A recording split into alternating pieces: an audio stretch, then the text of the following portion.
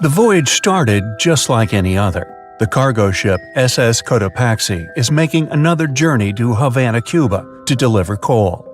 It's November 29, 1925. For Captain Meyer and his crew, leaving Charleston Port, South Carolina, it will be the last trip the ship ever makes. Its route ran through the Bermuda Triangle. 2 days into the trip, the Cotopaxi sent out a distress signal. It had got caught up in a strong tropical storm and turned over on its side. The wind was very strong and there was powerful lightning as well. Rain gradually filled the ship's hold. Then there was a bright white flash, and the ship disappeared without a trace. Later, its wreckage was found in the Gobi Desert, which is in a completely different part of the world. All 32 crew members, including the captain, were missing. Of course, the part about the Gobi Desert is fictional. For one of his movies, Steven Spielberg came up with the idea that the ship was moved there by aliens. Still, in real life, the ship was never found, and its crew really did disappear. It was officially declared missing a month afterward, and nobody could find the wreck.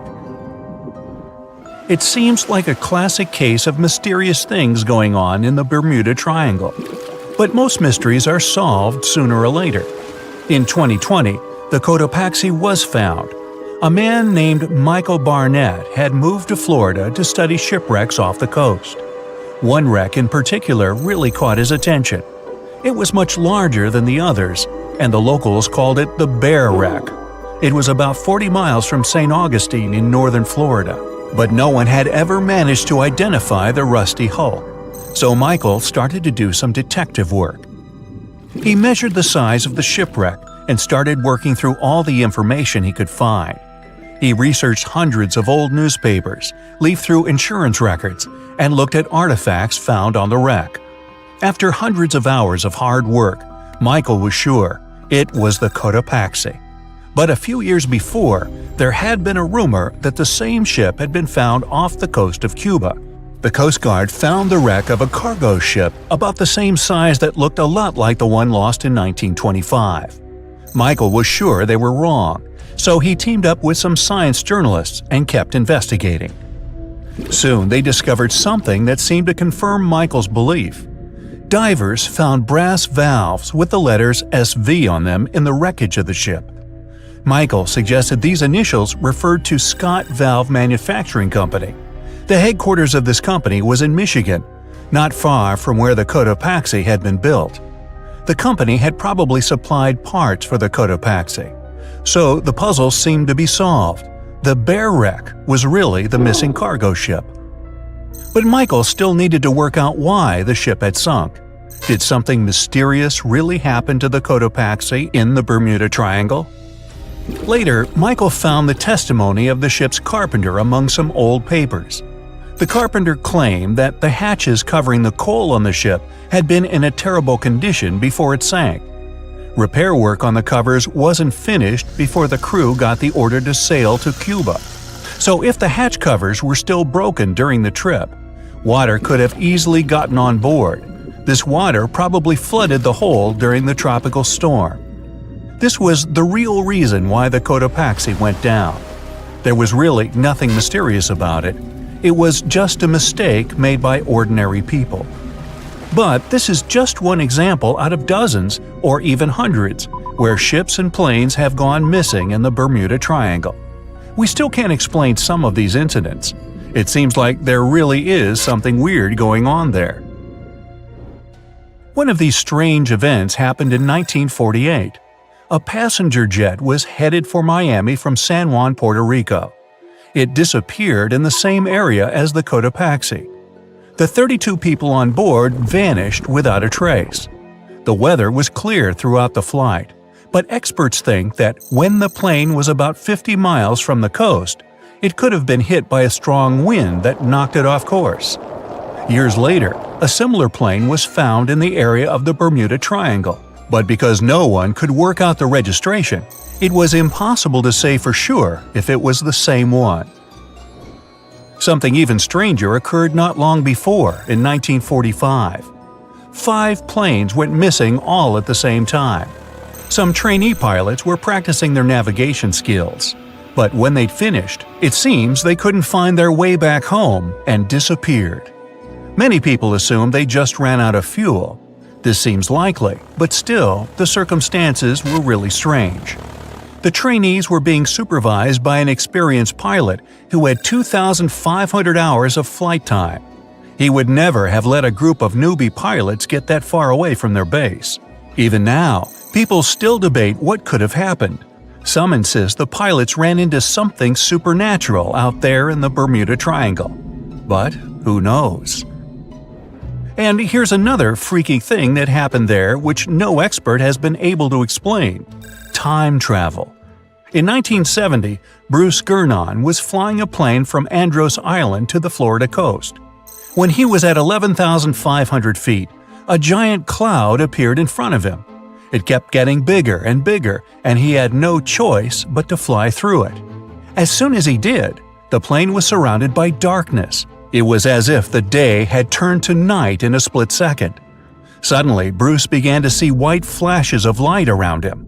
They were so bright that they lit up the entire sky. But they weren't lightning bolts, although he couldn't really explain what they were. The plane continued through the strange cloud for almost a half an hour.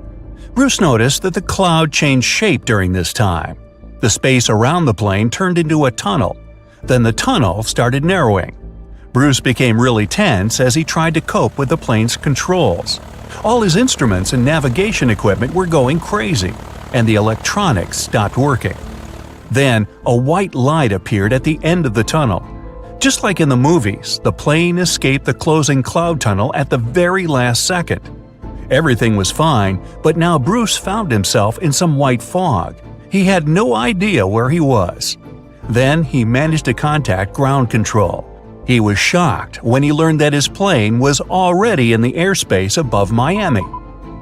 It seemed that something impossible had happened.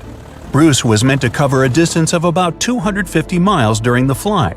This usually took 1.5 hours, but he had managed it in just 47 minutes, almost 2 times faster than normal. When Bruce landed, he went to check the amount of fuel left in the tank. It turned out he'd used up a lot less than the normal amount of fuel as well. Could there be a logical explanation for the time-traveling plane? Well, records show that a large number of sunspots were detected on the surface of the sun that day, and there was a strong solar wind.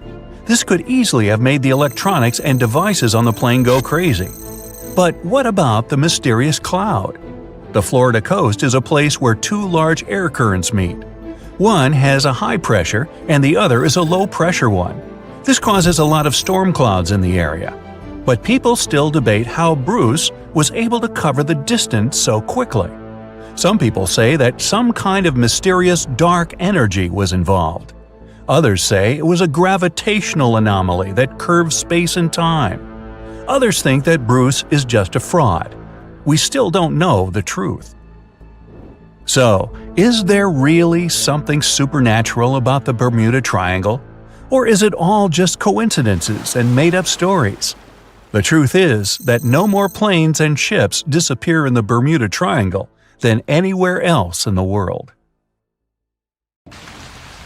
No matter what happens, don't stop! We almost got it! 2 treasure seekers are digging frozen ground in a cornfield at night. It's raining hard, lightning is flashing, but these 2 guys keep working. And now the shovel hits something solid. No way! A treasure chest! They start digging faster and find a piece of a ship's engine. What the? Far from the seas and lakes, somewhere under the fields of Kansas City, they found a giant sunken ship. How is this possible? Now you'll see.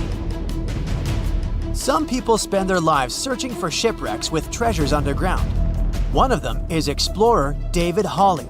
He's been looking for such ships far from the seas, rivers, and oceans for many years. He does this because he likes the feeling of adventure. The holds of these ships may contain chests of gold, antiques, and artifacts. And you can get a lot of money for them. David says you don't have to go into the ocean to find a sunken ship. They may be lying in your backyard. But why do ships end up buried underground among fields, farms, and plains? Let's find out using the example of steamboat Great White Arabia. According to old records, the newspaper clippings, this ship had been carrying about 200 tons of treasure before it sank in 1856. Many rumors and local legends said the ship was lying underground a few miles northeast of Kansas City. It was there because people deliberately altered the riverbed and channels of the Missouri River in the second half of the 19th century. They artificially brought the shores closer to each other. They narrowed the river to increase the flow's speed so boats could sail much faster. In the 19th century, steamboats were the most popular means of transporting passengers and goods. Before railroads, they extended the western border across the Mississippi and Missouri rivers and brought supplies to people. That's why it was so important to increase the speed of their movement. So, on September 5, 1856, Arabia was sailing along such an estuary. It came across a snag sticking out of the water. A piece of log quickly flooded the ship. Fortunately, all passengers were evacuated. But the steamer and its precious cargo reached the silt bottom of the Missouri River in a few minutes. Several years had passed. Everyone forgot about the vessel. During this time, the course of the Missouri River had changed. But Arabia remained under the wet, muddy bottom. The soil level above it was getting higher, and the ground was losing moisture. Eventually, many decades later, a cornfield formed above the sunken ship. In the 1980s, one farmer owned this area, and he had no idea what was hidden in his territory. David Hawley carefully studied the history of the sunken ships of the USA. He knew that hundreds of steamers had gone underwater all over Missouri, but most of all, he was interested in Arabia, as there were rumors that it was filled with gold and other valuable things. The territory of cornfields in Kansas was vast, but David Hawley knew how to search properly. In 1987, he started working. First, together with his brother and father, they collected all the clippings from old newspapers they could find. They were looking not only for information about the steamer, but also for maps of the Missouri River. They tracked its historical changes, checked the dates, and identified a large area where the steamer sank. Next, they used electromagnetic testing and other geological stuff to study the soil and find the right place. They searched for differences in ground moisture and density.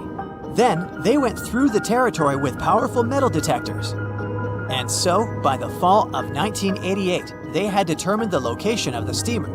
Arabia was the size of a football field. This gigantic vessel lay 45 feet underground, 4 stories down. But before they started excavating, they had to ask the owner of the cornfield for permission. For the farmer, this news was a big surprise. He agreed, on the condition that the excavations would be completed by spring so that he could sow a new crop. Digging a giant ship in winter is much more difficult and expensive than at other times. It includes additional equipment, electricity, and heating costs. The team worked day and night. They financed the excavations out of their own pocket. Each invested more than $10,000 and took out a bank loan. Finally, they noticed the first details of the ship. The shovels hit the huge engine boilers and the deck.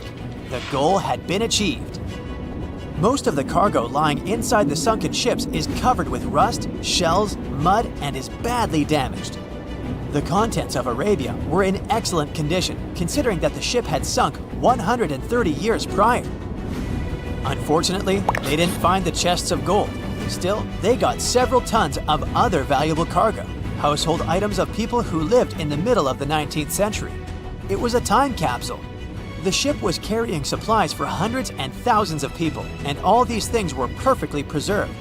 For example, they could clearly see the brand stamp Goodyear Rubber Company on one rubber shoe. The longer the excavations continued, the more things David and his team found. In the barrels, they found plates from the 19th century. They were intact and usable. Also, there were clean clothes, thousands of pairs of shoes, harpoons, frying pans, and umbrellas. The ship was carrying cargo to supply about 16 small towns. Yes, it's not gold, but such artifacts are also precious. The contents of the ship could be worth millions. However, the crew wasn't going to sell these things. They made a museum on the site of a former fruit market in Kansas City. If you go there, you will immediately feel like you're in a department store of the 19th century. There are thousands of items in good condition. Even the matches here are dry enough to light up. It took David many years to present the entire collection from the steamship.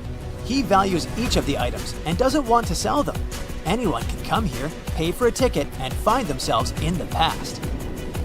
Who knows, maybe there's an old ship hidden in your backyard too. Geologists found an older vessel in the hot desert of Namibia in 2008. This ship sailed back in the days when pirates scared sailors on the seas, and now it's inside a dried-up lagoon. The ship sailed from Lisbon in 1533 and disappeared with the crew near a small diamond mining town. After almost 500 years, the hull had been badly damaged. Only the carcass of the ship remained, but the treasure hidden inside the vessel stayed intact. They carefully studied the boat for a long time, trying not to ruin anything. And then, 5 days later, they found a big old chest in the hold. Carefully opening it, they found gold coins there. Thus, the cost of the ship was estimated at about $10 million. The exact cause of the shipwreck is unknown, but experts believe the ship was destroyed by heavy cargo and bad weather. It went to the bottom of a lagoon that later became a desert. Some find an airplane in their backyard, others discover a ship, and one man found a passage to an ancient secret city in his house. This happened in Turkey in 1963. The owners of the building decided to make repairs. He went to his basement and knocked down the wall to turn this place into a living room. And so, behind one wall, he found a tunnel leading underground. The man thought it was some kind of a secret chamber. He went down there and realized it was something much more than that. It was an ancient city 18 floors deep. People built it in the years 780 to 1180 as a refuge from weather disasters and the invasion of enemies. This place also includes many underground tunnels that stretch for several miles in different directions. People could get to the town from different points using secret passages leading to these roads. The city can accommodate about 20,000 residents, livestock, and tons of food supplies. Archaeologists have also found a chapel, schools, stables, and public kitchens there.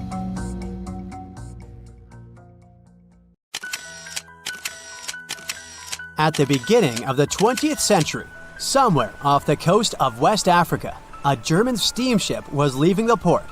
Suddenly, the weather got worse, and the vessel entered a thick fog. The sailors ran aground on a sandbank close to the shore. Luckily, no one was hurt, and they were even able to save their precious cargo. But the ship was stuck in the sand for good. And it was not alone there. Nearly the entire length of the western coast of Namibia is called Skeleton Coast. If the name sounds scary, that's because it is. This 976-mile-long beach line is among the most dangerous places on Earth. The local Bushman tribes believe that their supreme deity made this land when it was angry. The Portuguese were the first Europeans to set foot in Namibia in the 15th century. And yep, they didn't like Skeleton Coast either. Portuguese explorers thought this land presented the gates to the underworld. This is the place where the Namib Desert meets the Atlantic Ocean. It might be dangerous, but it's actually beautiful. Plus, it's a UNESCO World Heritage Site. If Skeleton Coast had a PR manager, they would quit on the first day on the job. The area is not exactly tourist-friendly because of its geography and history. Beneath the sand and the waves, there is a secret ocean currently lurking for unsuspecting sailors. It's called Benguela Current. It flows towards the north along the coast of southern Africa. This part of the Atlantic is rich in marine life, but the current's land neighbor isn't that happy with the deal. This arid climate created the Namib Desert, one of the driest regions on Earth. And that marine life I just mentioned? It's sharks. 11 species of them to be exact. And yes, the great white decides to pop by once in a while. So far, we've got a desert landscape, strong currents, and sharks. Not a place for a beachside resort, definitely. But if someone ends up on Skeleton Coast, will they know they're in danger? Don't worry, they will. The beach is littered with wrecks of all sizes and shapes. If you remember that German ship I mentioned in the very beginning, its massive and rusted stern is now sticking out from the desert sand. There are some 500 wrecks in total scattered along the coast, and it's a mixed crowd, from Portuguese galleons centuries old to ships that ran ashore here in the 21st century. A modern fishing ship called Zela India managed to slip from its tow rope in 2008 and ended up on Skeleton Coast. Okay, it didn't escape on its own, it had some help from the elements, but it's better to be a tourist attraction on a beach than to be broken up for scrap. That's where the trawler was originally going, poor thing.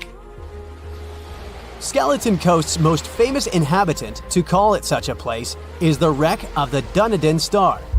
The British cargo liner ran aground here in 1942. The massive rescue operation that followed reveals why it's so dangerous for sailors to end up here. The rescuers managed to save all of the crew and passengers, but at a heavy price. An aircraft and a tugboat were lost in the process. It took the last of the rescuers a full 2 months to return home to Cape Town. Why, you might wonder? One look at the map of the region reveals the reason. It's an endless sea of yellow, which is the sand. There are so few roads here, so Skeleton Coast is hard to reach by land. There are also legal obstacles. You need a special permit to drive into the area. But the skeletons in the name of the area don't only refer to ships, they also stand for animal bones. Most of these belong to whales and seals. Many animals have adapted to the area, so lions and hyenas roam the coastline in search of a meal. Yeah, now there are hungry lions as well, as if those sharks weren't enough. Other animals with a temporary residence on Skeleton Coast include elephants, cheetahs, leopards, and giraffes. In 1971, the Namibian authorities established a national park here, but except for surfers, after an adrenaline rush, they don't get many visitors. You can understand why. The Namib Desert is the oldest desert in the world, and it's not very tourist-friendly either. Those who travel to the region should pack sunscreen and a warm winter jacket. A weird combo, right? Well, not so much when you think that during the day, temperatures soar over 110 degrees Fahrenheit. At night, the air temperature drops below freezing. What a climate roller coaster!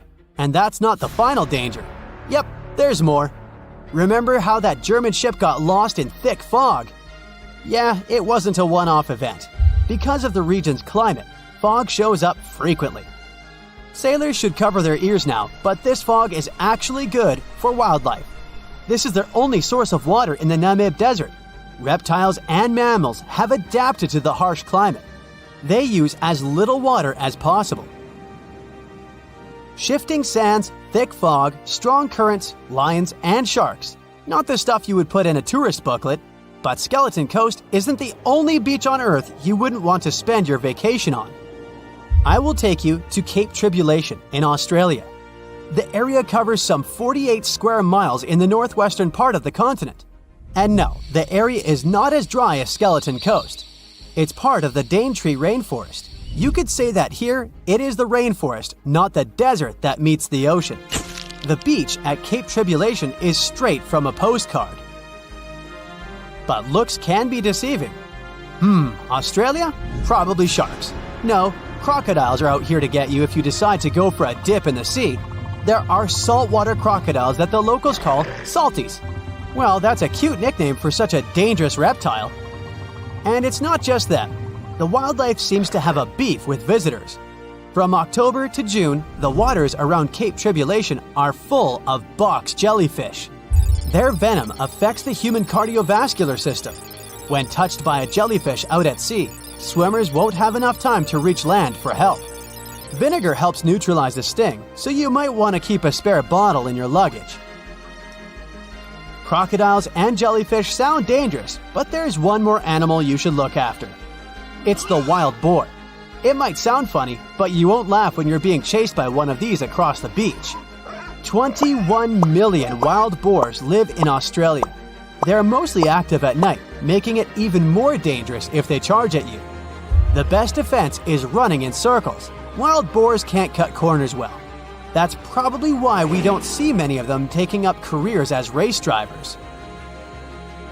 Cape Tribulation has one last danger installed for you, and it's not an animal. Out here, even the trees are plotting against visitors. The stinging tree got its name for a reason. If you try to pick one of its beautiful red berries, it'll fight back. Its prickles are like tiny glass shards. The less than pleasant effect on your skin will last for a month. Then there is this wait a while bush. Who keeps naming them like this? This long vine has spikes that grab hold and just don't let go. They are so strong they can pull a human off a horse. You'll have to wait for someone to come by and save you from this thorny grabber. If you are about to cross this Australian beach from the vacation list, hold on for a second. Tourism is booming here. The local authorities have restricted access to all of the danger zones. Visitors go swimming in dreamy water holes that are surrounded by lush vegetation. There are even ropes to swing from. Now, that's a beach you can finally relax on. The moon shines brightly and illuminates the black water of the ocean. Thick fog descends on it in ominous silence. Then, it's suddenly broken by the creaking of wooden boards, followed by a rippling of the waves. Through the fog, you see the outline of an old, large ship. Its hull is rusty, and a strange cold is coming from it. But the most unsettling thing is that there's no one on the deck. The ship sails without a crew. No, this isn't a mythical Flying Dutchman, but a very real ghost ship. September 2nd, 2019. The British Royal Navy's ice patrol ship, called the HMS Protector, sails through the calm waters of the Atlantic Ocean. The time is 11 p.m. Some of the ship's crew are on deck, while others are sleeping in their cabins. The captain steers the ship and looks straight at the horizon. The sky is lit up by an orange twilight, and clouds float in the distance. Suddenly, against this beautiful landscape, one of the sailors notices the black silhouette of an unknown ship. The captain slows down and steers the ship a little closer to the mysterious vessel. This is an old cargo ship, 250 feet long. Attempts to contact the crew members lead to nothing. It seems the unknown boat is floating in the ocean by itself. There's no one on board, at least, no one alive. The deck of the ship creaks from rocking on the waves. The sun sinks below the horizon, and it gets dark. The ship looks terrifying. British sailors don't dare to climb on that strange deck. They take a photo, post it on the internet, and sail away. Many people on the internet will assume the sailors met a real ghost ship. 5 months later, we're in the village of Ballycotton in County Cork, Ireland. A local leaves the house early in the morning to go for a daily run. Music in his headphones, fresh cool air, and a scenic route are ideal conditions for a good workout. The jogger runs along the road on the coast of the Celtic Sea. There was a strong storm last night, and now the sea looks calm. The man runs along the top of a low cliff and notices a huge vessel. An old rusty cargo ship 250 feet long lies on the beach, right among the rocks. No people on board. It seems the ship has been here for ages, but the local is sure this vessel wasn't here yesterday. A little later, it turns out this is the same ship that the sailors from the HMS Protector saw 5 months ago, thousands of miles from this place. The cargo ship, called the Alta, was built in 1976. Nobody knows who used it all this time and for what purposes. It's only known that in 2017, the ship was purchased by a new owner and marked with the flag of Tanzania. It's important to say that almost all cargo ships are equipped with AIS, Automatic Identification System, which is needed to track ship movements in the ocean. Since 2015, something strange started happening with the Alta's AIS. The ship disappeared from the satellites, then reappeared again. Over the past few years, this ship had changed several names and flags.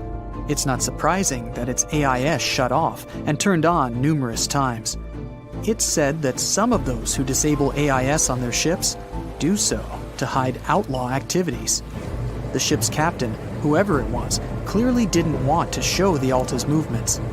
As As AIS showed in 2017, the ship had sailed near Greek port cities.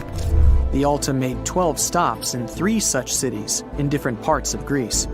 Then, the AIS signal disappeared, and 10 months later, the Alta reappeared near the northern coast of Africa, 1,200 miles from Greece. In September of 2018, the ship was sailing about 1,400 miles southeast of Bermuda, and at that time, the crew members started having problems. There were 10 people on board the Alta. On September 19th, the ship's engine failed right in the middle of the Atlantic Ocean. The nearest shore was very far away. The ship began to drift. As days passed, the crew couldn't fix the vessel. Food supplies were running low. The crew started to panic and tried to contact someone. The situation got worse as a strong hurricane was approaching the place where the ship broke down. Crew members contacted the U.S. Coast Guard. On October 2nd, a helicopter headed towards the ship. Food and water were unloaded on the Alta. This was enough for the crew to bide their time for several days. About a week later, a rescue boat sailed about 1,500 miles to reach the Alta and help the stranded sailors. Shortly before the start of the hurricane, American rescuers succeeded. The entire crew of the wrecked ship was taken to Puerto Rico. The Alta remained drifting in the ocean. After a while, another ship arrived to tow it to the coast of Guyana. Then, something went wrong again. The ship was hijacked. Who did it and why remains a mystery to this day. But then, for some unknown reason, the thieves decided to abandon the ship and left it to drift in the ocean. For almost a year, the ship's location couldn't be tracked. Then, in September 2019, the vessel was found by the British Royal Navy. How the Alta was able to cover the distance across the Atlantic and wash up on the coast of Ireland is unknown. An investigation has been launched in Ireland. It's necessary to identify the owner of the vessel and find a responsible person to take on the task of towing it. But no one has since been found. Once, an unknown person called the Irish authorities and introduced themselves as the owner of the ship, but didn't provide any evidence. Several barrels of oil were found on board the Alta. To dismantle the ship, the Irish authorities will need to spend about 10 million euros. Local residents are annoyed by the wreck too. Corroding metal is bad for the environment, and kids have already snuck on board and posted a video on the internet from inside the abandoned ship. The further fate of the Alta remains unresolved. It's still lying there. That ship sailed in the ocean for just 2 years. Now imagine if some other managed to drift for 38. In all that time, no one could catch this ship, and people still seek it. That vessel is called the SS Bechimo. It was a merchant ship owned by a Canadian trading company. In 1931, the ship got stuck in ice off the coast of Alaska. A strong snowstorm began. The team waited a week for it to end, but the storm only intensified. One day, the weather improved a bit, and part of the team was evacuated to the nearest city. Another part of the crew, with the captain, set up camp near the ship. The storm started again and didn't stop for a long time. The blizzard was so heavy that the ship's captain couldn't see beyond his arm's reach. Finally, when the storm was over, the captain saw that the ship simply vanished. He decided the Bechimo sank during the storm. A week later, the ship was found, drifting near the place where it was lost. The hull of the ship was damaged so badly that it was unsafe to sail on it. The captain decided to abandon the ship. However, it didn't sink. For the next 38 years, it was drifting at various points along the Alaskan coast. Several times, people climbed on the ship, including native Alaskan residents and a group of researchers. Attempts to save the vessel from the sea ended in failure. The salvage operations were hampered by drifting ice and bad weather. The last time it was seen was in 1969. The ship was frozen and blocked by the ice. In 2006, the government created a special project to find the Bechimo. However, in all these years, the ship still hasn't been found. its fate is unknown. It's likely that the ship has finally found peace and is now lying on the seabed of the Chukchi Sea. They say nothing is ever lost, and it's true. Let's discover ships frozen in time. The first one is truly fascinating. Here, the Antikythera shipwreck. It's a Greek trading ship from the 1st century BCE. It's located on the east side of the Greek island of Antikythera and at the merging point of the Aegean and Mediterranean seas. Around 2,000 years later, in 1900, a group of Greek sponge divers discovered the wreck. They were going to Tunisia, yet they were forced to find shelter from a storm on a nearby island. Since they couldn't go anywhere due to the storm, they decided to look for sponges until the weather got calmer. One of the divers discovered the shipwreck at depths of around 130 feet. Imagine someone going for a sponge hunt, but getting out to the surface with archaeological treasures. The captain of the sponge boat talked to the Greek officials about what they had found. The officials sent 2 ships to the wreckage. The salvage operation was successful, and discoveries are now in Greece's National Archaeological Museum in Athens. The findings included 3 life-sized marble horses, jewelry, coins, and hundreds of works of art, including a 7-foot-tall Colossus statue of Hercules. Among these treasures, Antikythera ephebe, a bronze statue of a young man, caught more attention.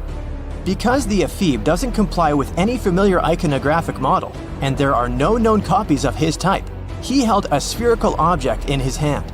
Scholars have different theories of who that person could be, but they are not in a consensus yet.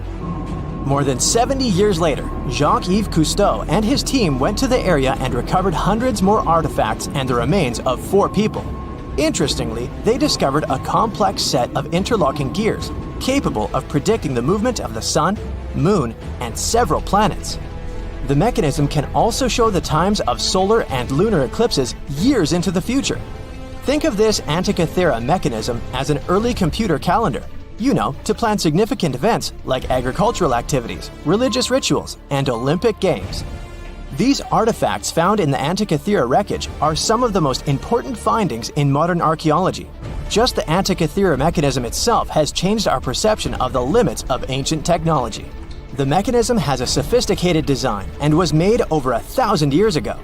After all these amazing discoveries, experts believe that the wreckage site has remained largely unexplored and is mostly because of its location and the landscape of the seafloor on which the ship rests. The wreck is too deep for scuba divers but too shallow to use something like a submersible. A survey made on the seafloor in 2012 showed evidence of a second wreck about 800 feet to the south.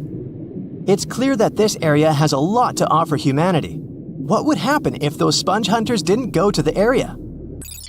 Scientists found a shipwreck in Antarctica at the bottom of the Weddell Sea 107 years after it sank. The name of the ship was Endurance, and it was the lost vessel of Antarctic explorer Sir Ernest Shackleton. Scientists who laid eyes on it decades later say it is among the greatest undiscovered shipwrecks ever. That is why they filmed the whole discovery. The video shows the remains of the Endurance and proves it is still in remarkable condition. It has been sitting in 10,000 feet of water for over a century, yet it looks like it sank very recently. So the story goes like this. The ship was crushed by ice and sank in 1915. Shackleton and his crewmates had to escape by themselves in small lifeboats. From then on, it was all about survival. Shackleton imagined to get his crew to safety. Then, the ship sank. Yes, this is a pretty impressive story. But why did scientists prize this ship? Firstly, Shackleton's Imperial Trans-Antarctic Expedition sailed to make the first land crossing of Antarctica. Yes, the crew was trapped in ice, but the intention was important. Secondly, it's about the challenge itself of finding the shipwreck. The Weddell Sea is almost always covered in thick sea ice. The same ice that made the Endurance sink. Getting near the presumed sinking location is super hard, let alone being able to conduct research. Experts of the modern expedition team foresaw the time when the lowest extent of Antarctic sea ice would come using satellite images. They realized that the weather was in their favor to start an expedition. Dr. John Shears said that they have successfully completed the world's most difficult shipwreck search, fighting against constantly shifting sea ice, blizzards, and temperatures decreasing to -0.4 degrees Fahrenheit. Yeesh, I can't imagine the worst conditions in Antarctica if these conditions are in their favor. Lastly, look at this. It's timbers. They're very much intact. Plus, you can read the ship's name. It's still visible. Marine archaeologist Menson Bound says that this is the finest wooden shipwreck he has ever discovered. He has 50 years of career experience, so I believe the guy. So how come the wood is not rotten? Dr. Michelle Taylor, a deep-sea polar biologist, said that there has been little wood deterioration because the wood-munching animals are not in this forest-free region of Antarctica. Workers of a coal mine in East Serbia discovered 3 shipwrecks that had been there for at least 1,300 years. The largest shipwreck is an ancient Roman fleet. It's around 50 feet long with a flat bottom. It's estimated that the ship could carry a crew of 30 to 35 people. Looking at its hull, you can see the marks of repairs. Wow, this one had a lengthy career. You know, it gives us insight into more than 1,000 years ago. The 2 smaller vessels, on the other hand, match descriptions of boats used by Slavic groups to attack the Roman frontier. These 2 have been discovered under mud and clay in an ancient riverbed. Apparently, in those times, there was a Roman base in a place called Viminacium City. Interestingly, Viminacium was a provincial capital with an estimated 40,000 inhabitants in the 4th century CE. For comparison, it was even larger than Pompeii. The Kostelach coal mine is a center of hidden gems. Archaeologists had found evidence of ancient human and animal activity here before. For instance, in 2012, experts found bones of at least 5 woolly mammoths, which went extinct about 10,000 years ago. Canadian archaeologists found a ship 150 years after it went missing in the Canadian Arctic waters. This merchant ship is called HMS Investigator. It was purchased in 1848 to search for the explorer Sir John Franklin's ship that got lost in the Northwest Passage expedition. So, HMS Investigator left Britain in 1850 for this rescue operation. The expedition crew, captained by Robert McClure, sailed the Investigator into the water. He realized that he was in the final leg of the Northwest Passage, the sea route across North America. But before he could sail into the Beaufort Sea, the 122-ton ship itself got stuck in the thick ice. The crew spent the winter over the Prince of Wales Strait. The following summer, McClure tried again to sail to the end of the passage, but the ice blocked his way once more. Here, too, the crew was forced to leave the ship. He steered the crew into the Bay of Mercy. There, they were to remain until 1853 when the crew of the HMS Resolute rescued them. Imagine a crew of 60 people who had to spend 3 winters in the Arctic without even knowing if they would survive. Later on, the ship was found sitting upright in about 36 feet of water. It was in very good condition. Arctic water has prevented the outer deck of the vessel from deteriorating quickly. The outline of the ship and its timber can be clearly seen. Plus, archaeologists have uncovered artifacts on land left by the sailors. They had unloaded everything before abandoning the Investigator. 3 sailor graves and 1 British naval shipwreck had also been discovered in the area. I wonder what else they could find there. Wow, it's the only place where 1 minute you're learning 17 natural ways how to get rid of houseflies, and the next, you're taking an epic journey straight into a black hole. More than 10 billion, with a B, views in total. That's 47 billion minutes watched, or more than 70,000 years. That's all the way back to the Ice Age. No, I wasn't around then. 40,000 videos, hundreds of topics, and most importantly you, a whole 44 million of you. Our viewers. We could populate an entire country if we wanted to. We'd like to continue helping you learn and giving you useful skill improvement tips. Got a thirst for knowledge? We've prepared 4 masterclasses on creating a 2D character animation from scratch, 10 hours of video lessons, practical tasks using professional software, and additional materials that you can use with your own projects. Get the full course now and create your own animated masterpiece. There's a ship drifting somewhere in the ocean without a crew. The last time someone saw it was over 50 years ago. Its story reminds of that of the Flying Dutchman, a ship that's bound to sail forever and bring disaster to whoever sees it at sea. At least the legend says so. Unlike the Flying Dutchman, The SS Bay Chimo was definitely real and built for a German company in Hamburg and began as an ordinary cargo ship. It was trading supplies between Hamburg and Sweden in the Baltic Sea starting from 1914. It had a strong steam engine and a hull made of steel. A few years later, it became British property. Then, in the 1920s, a Canadian company purchased it for around $18,000, a huge amount of money back then. The new owner, the Hudson's Bay Company, was actively using the ship for several years. They would often send it on voyages from its home port in Scotland to Siberia, Alaska, the Yukon, and the Northwest Territories. It also passed through the Panama Canal and even the Suez Canal, with fur pelts for sale on board. Sometimes it would also transport passengers. It had completed 9 successful voyages before this strip of good luck came to an end. Starting from the 1930s, SS Bay Chimo would have trouble with ice and storms. When it first got trapped in ice in October of 1931, some of the crew managed to escape to Alaska. 15 of 22 sailors decided to stay with their vessel and try to save it. They had furs and other valuable cargo worth around $58,000 aboard. The company sent them supplies to survive the winter. They set camp near the ship out of the hatches, tarpaulins, and other materials, and offloaded the cargo. At the end of November, a blizzard rushed through the area, and it seemed like it had taken the ship with it. The ice platform had survived, but the ship broke free. Some of the crew members were sure it had sunk. But soon after, they heard from one of the locals who had spotted their ship around 45 miles away from their camp. The crew moved on with their lives, and the ship started its journey as a runaway vessel.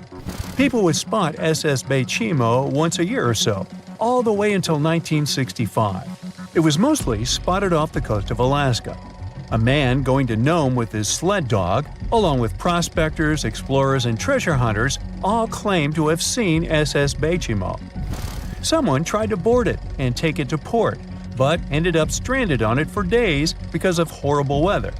Others got luckier and managed to take a whaleboat, some furniture, and other valuables from the vessel. Those who got close to the ship saw that it was damaged and missing the propeller. Still, it stayed afloat without a crew for at least 38 years and became the longest sailing ghost ship in history. In 2006, the Alaskan authorities started a project to solve the mystery of this ghost ship of the Arctic and finally find SS Bay Chimo, either still above or below the water. So far, the project has not been a success. SS Bay Chimo remains one of the estimated 4,000 ships that have disappeared off Alaskan shores. If the legend of the 17th century isn't lying, this ghost ship could be sailing somewhere along the Flying Dutchman. It belonged to the Dutch East India Company. Its captain managed to do the impossible for that time and sailed from Holland to Indonesia in only 3 months. They said he was flying over the sea, and some evil tongues explained that he had made a deal with evil forces to achieve that. Once the ship was sailing back home, its captain and crew disappeared without a trace. There are many versions of what happened to it. One of the first ones said it had tried to enter port at the Cape of Good Hope, got in a terrible storm, and sank as there was no captain to save it. Another legend says the captain had refused to obey the skies to let the ship sink during the storm. A scary life form then struck the boat and the crew, and it was condemned to forever wander without rest. Many sailors claim to have spotted the Wandering Dutchman. The Duke of York, who was to become King of England, mentioned having seen it in Australian waters. Right after spotting the ship, the man who saw it first fell from the top of the mast and didn't survive. There were more encounters with this legendary ship up to the middle of the 20th century. Ships would nearly collide with it as the Flying Dutchman jumped out of the blue. Scientists have a more logical explanation for this mystery: Fata Morgana, not to be confused with Hakuna Matata. Now, when you're out at sea on a hot day and the air is all wavy, it feels like when you look at the road on a scorching summer day.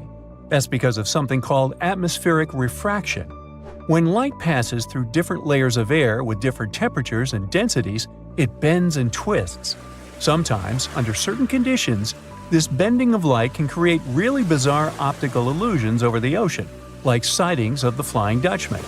The Fata Morgana phenomenon can make distant objects appear distorted, stretched, or even lifted above the horizon. So you can see a ship far away, but because of the way the light is bending, it will look like it's floating above the water or even disappearing and reappearing. A Fata Morgana is most commonly seen in polar regions, especially over large sheets of ice that have a uniform low temperature. But you can see it anywhere, even in deserts and over lakes on hot days. The first stories about ghost ships go all the way back to ancient Greek and Roman mythology. One of the most famous ghost ships in history is the Mary Celeste. This brigantine was traveling from New York City to Genoa and was fully stocked with provisions, but missing a crew when it was discovered in the Atlantic Ocean in 1872. The crew's personal belongings were also there, completely undisturbed. The final entry in her log was made 10 days earlier. We still don't know what happened to its crew, and the ship has inspired many spooky stories and legends. The Lady Lovibond was another legendary schooner that is believed to have been wrecked off the coast of Kent in the middle of the 18th century. The story tells that the ship's captain, Simon Reed, had just got married and took his bride on board for a celebratory cruise, despite the superstition that it could bring bad luck. They were on their way to Portugal when the first mate, who is also in love with the captain's new wife, went mad because of jealousy, attacked another crew member, and then took over the wheel and steered the ship straight into the dreaded Goodwin Sands. No one aboard survived, and the schooner is said to reappear as a ghost vessel every 50 years. In present times, many vessels become abandoned and turned into ghost ships intentionally. There are thousands of them floating in U.S. rivers, lakes, channels, and coastal waters. Some people lose their boats in storms and other extreme weather. Others have to abandon their boats because maintaining them can cost 10% of the boat's price. Plus, docking a vessel can add up to several $1,000s every year. Most boats have been made of fiberglass, so an owner can't just recycle them as scrap metal. So, once they want to get rid of it, they often tie it to a dock and sneak away, or leave it floating far away from the shore, or just try to sink it.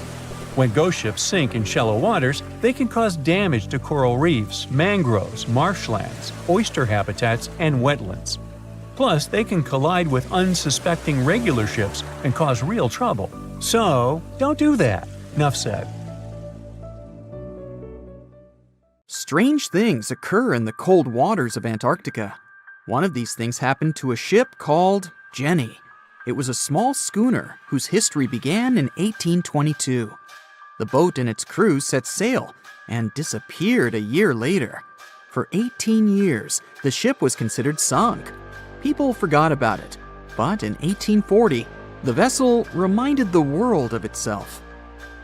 That year, the whaling ship Hope sailed through the Drake Channel in Antarctica. The crew members noticed a ship among icebergs. It was the schooner Jenny. It was floating slowly in the dark, with no signs of life. The captain of the Hope, Mr. Brighton, gave the order to approach the mysterious vessel. They thought it was some creepy ghost ship, but as they came closer, they noticed crew members on the deck. The sailors of the Hope called out to them, but received no answer. This time, it became clear that something terrible had happened to the Jenny. When Brighton boarded, he realized that the Jenny crew members weren't missing. They were here. Frozen people stood like statues. Brighton went down to the lower deck and found the captain. He was sitting frozen at the table, holding a pen. Brighton looked at the logbook. The last record was made on May 4th, 1823. The captain wrote that he was the only living member of the crew. They spent 71 days without food. It seemed that the ship got lost in the sea because its captain went off course or sailed into an iceberg, but no one knew for sure. After that, nobody ever saw the Jenny again. According to rumors, the crew of the Hope abandoned the frozen ship and left it to drift in the cold waters. According to other rumors, this whole story is fiction. The story of the Jenny was described in a German magazine in the middle of the 19th century. Still, there was no further evidence of the ship's existence. Already in our time, Cambridge University decided to explore the case of the Jenny. The researchers discovered that one of the crew members of the Hope, who didn't disclose his name, told someone the legend of the frozen ship. Someone shared the story with another guy, and it was published in a German magazine called Globus. And that's all. There was no other evidence. One of the most famous ghost ships was the Mary Celeste, and there's no doubt about its existence. The history of this vessel was documented in court. People wrote about it in newspapers, but the most exciting thing is that the ship continued to be used even after 10 people disappeared from its deck. The history of the Mary Celeste began in Canada in 1861. When it was first built, the ship was called the Amazon. It changed captains several times, and it also hit some rocks. The boat was sold, bought, then sold again, repaired, and sailed under the name Mary Celeste. In 1872, it had a new captain, Benjamin Briggs. He was a decent, brave man with a lot of experience in navigation. He had a beloved wife, a daughter, and a son. When he went on his last voyage, he took his wife and daughter with him, and his son stayed in America. In November of 1872, the Mary Celeste sailed from the port in New York with 10 people on board and disappeared. 8 days later, another ship, the Dei Gratia, also left New York and followed the same route. Dei Gratia's captain, David Morehouse, noticed the Mary Celeste and immediately realized something was wrong. The ship was moving too freely, as if no one was controlling it. The captain tried to contact the crew members, but no one answered him. Then, together with other sailors, he climbed aboard the Mary Celeste.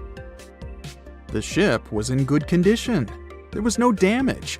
The hold was slightly filled with water, but it could be easily pumped out. Everything seemed fine, but one lifeboat was missing.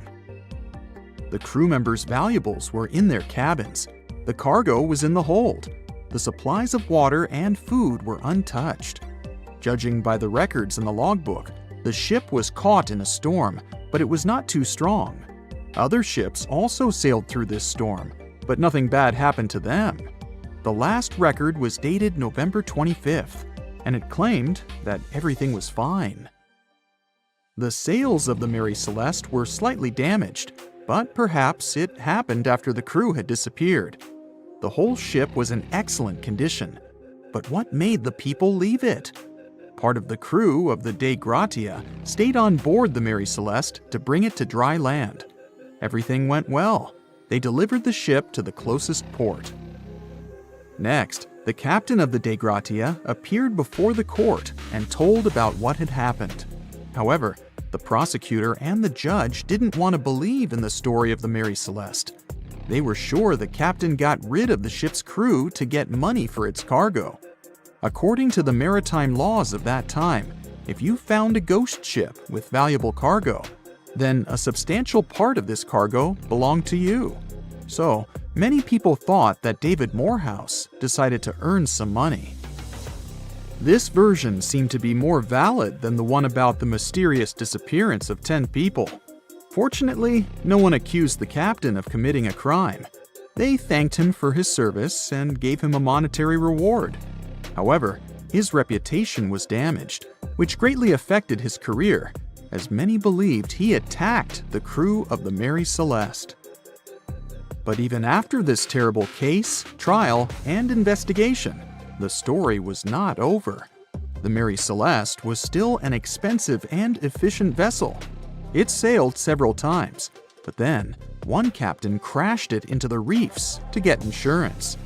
The court revealed this deception and accused the captain of intentional property damage. The story of the Mary Celeste became famous all over the world. People began to build their theories, realistic and not. Someone believed the ship had sailed through the Bermuda Triangle. But this version was quickly refuted, as the route of the Mary Celeste passed thousands of miles away from the Bermuda region. Did the Kraken or another giant monster attack the ship? Nope. Since the boat was found in almost perfect condition, there were no signs of a struggle. One of the most popular versions was that the crew of the Mary Celeste stole some valuable cargo and sailed to Spain on the rescue boat. However, those who knew Captain Benjamin Briggs said he was a good, honest man. Besides, he had a son in New York, and Briggs would never leave him. A more thorough investigation revealed that a series of accidental circumstances could have caused the disappearance of the ship's crew. Before its last voyage, the vessel delivered coal. Perhaps the pump intended for pumping water got clogged with coal after that. And when the ship got into a storm, the hold filled with water and the pump broke. The captain couldn't understand the amount of water because numerous barrels in the cargo hold blocked the view. Benjamin Briggs assumed it was dangerous to stay on the ship during a storm, so he evacuated with the passengers on a lifeboat. Perhaps they were close to land and decided to sail there, but the storm intensified and overturned the boat. Also, one record in the log journal said that the chronometer was faulty. It was a device that helped to determine your location at sea using longitude. Briggs got lost and didn't know which way to sail. The storm was strong, and he couldn't determine whether the ship would sink. Perhaps Briggs decided to leave the ship in a rescue boat when he saw the coast of the Azores.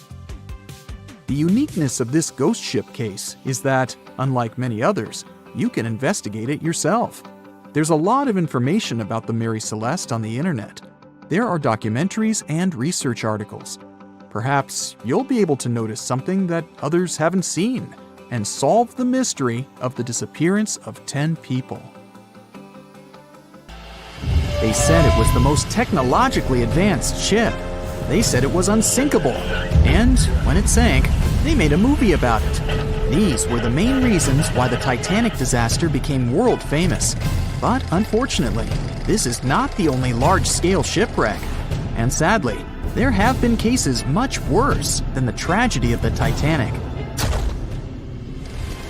One of them occurred on April 27, 1865. The Sultana steamboat carried passengers and cargo daily between St. Louis and New Orleans. It was a pretty large wooden boat with 3 decks and was 260 feet long and 70 feet wide, almost twice the size of a basketball court. The ship could carry about 350 passengers, but on that unfortunate day, more than 2,000 people were on it. On April 23rd, she was making a routine voyage from New Orleans when it broke down. Something was wrong with the boiler, so the vessel docked in Vicksburg for repairs. At the port, the ship's captain, James Cass Mason, found out about an excellent opportunity to earn a lot of money. All he needed to do was to transfer a large group of former prisoners to the north. The captain agreed to do it, but the problem was that the boiler required a lot of time to repair. Mason was afraid that his competitors would take the job, so he decided to sail despite the malfunction the ship had. He patched up the holes in the boiler instead of a big repair and invited all the ex-prisoners on board. So, there was a broken boiler, an excess number of passengers, a lack of lifeboats, and not the best river conditions. Also, the captain refused to send the ex-prisoners to the hold, so they were all with ordinary passengers. There were strong chances for a shipwreck, but the greedy desire to earn more money was stronger. The Sultana went on a voyage and sailed up the river for 2 days. At this time, one of the biggest Mississippi floods in history began. The river overflowed its shores because of the flood, with the water level rising several feet. All the trees on the shore disappeared, and only the tops were sticking out of the water. The ship sailed opposite this powerful current, making the boiler work too hard. On the evening of April 26th, the Sultana arrived in Memphis, Tennessee, and they loaded even more, 120 tons of sugar and 200 passengers. She got incredibly heavy. Around midnight, the ship continued its dangerous journey. the captain sailed to barges to load a shipment of coal. At 1 a.m., the vessel left the barge. At 2 a.m., the broken boiler, unable to withstand the load, suddenly exploded. The Sultana was just 7 miles north of Memphis. Few people survived that day. The problem was that passengers trying to escape from the fire jumped into a cold river with a strong current. The Sultana disaster is considered the most tragic shipwreck in the history of the United States. The exact number of those who didn't survive is still unknown. According to various sources, this number was from 961 to 1,800 people. Don't be surprised that almost no one knows this story. There were many more survivors in the Titanic tragedy, and everybody heard about it. But the Sultana sank during one high-profile event. 12 days before the shipwreck, the country lost Abraham Lincoln. People hadn't yet recovered from this news, so no one paid much attention to the tragedy of the Sultana. Many catastrophes happened quite recently by historical standards. One of them occurred in 2002. The ferry La Jula was a Senegalese vessel. The ferry sailed twice a week, mainly along the coast of Dakar, carrying passengers who traded mango and palm oil. It made daily voyages and never faced severe problems thanks to modern rescue equipment and good repair service. But one day, the ship's crew discovered a malfunction and sent the boat to port. For almost a year, La Jula was in a non-working condition, awaiting repairs. But it didn't get high-quality service. After poor maintenance, the ferry set off on its last voyage. On September 26, 2002, La Jula sailed between southern Senegal and Dakar, and at 11 p.m. headed toward Gambia, where a strong storm began.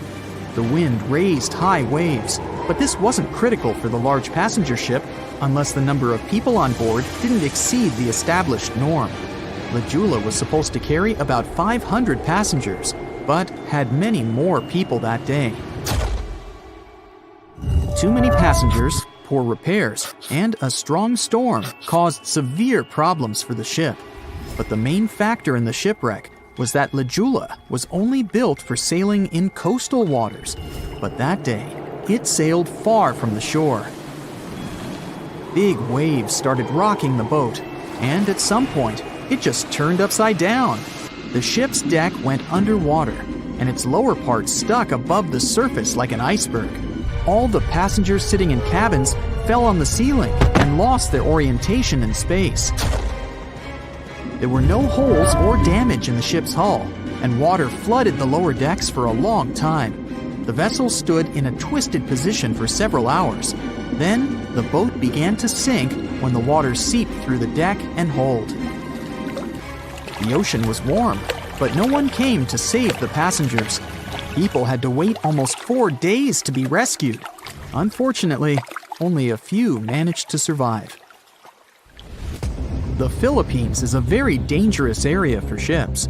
This place consists of several thousand islands and a vast area with shallow water. Ships can run aground and damage the hull with reefs and pitfalls. On September 20th, 1987, one of the most terrible disasters in navigation history occurred there. A Philippine passenger ferry called Dona Paz left one of the islands and sailed toward Manila. The sun was shining, the ocean was calm, and the visibility was good. But for some reason, the crew members didn't notice how the tanker Vector was approaching them. The two ships collided at low speed. The collision wasn't strong, but the problem was that the Vector had tons of oil on board, and the Dona Paz crashed into the cargo hold where that oil was stored. So it spilled all over the ocean, and then a spark slipped through. Not only did the two ships catch fire, but also filled with water. Both ships sank in a matter of seconds. Only a few dozen people survived that disaster. On September 27, 1854, the passenger ship Arctic sailed from Liverpool to New York. The fog came rolling down, and visibility got really bad. Another boat appeared out of the thick white haze, the French steamer Vesta. The ships were close enough to each other that a collision was inevitable. The French vessel was smaller, so it seemed to the Arctic's captain that Vesta had received a lot of damage. And while he was staring at the other ship, his boat got quickly filled with water. The captain gave the order to sail to the shore as fast as possible, but the ship's engines stopped working because of the flood. Then the ship's crew started to lower lifeboats with women and kids.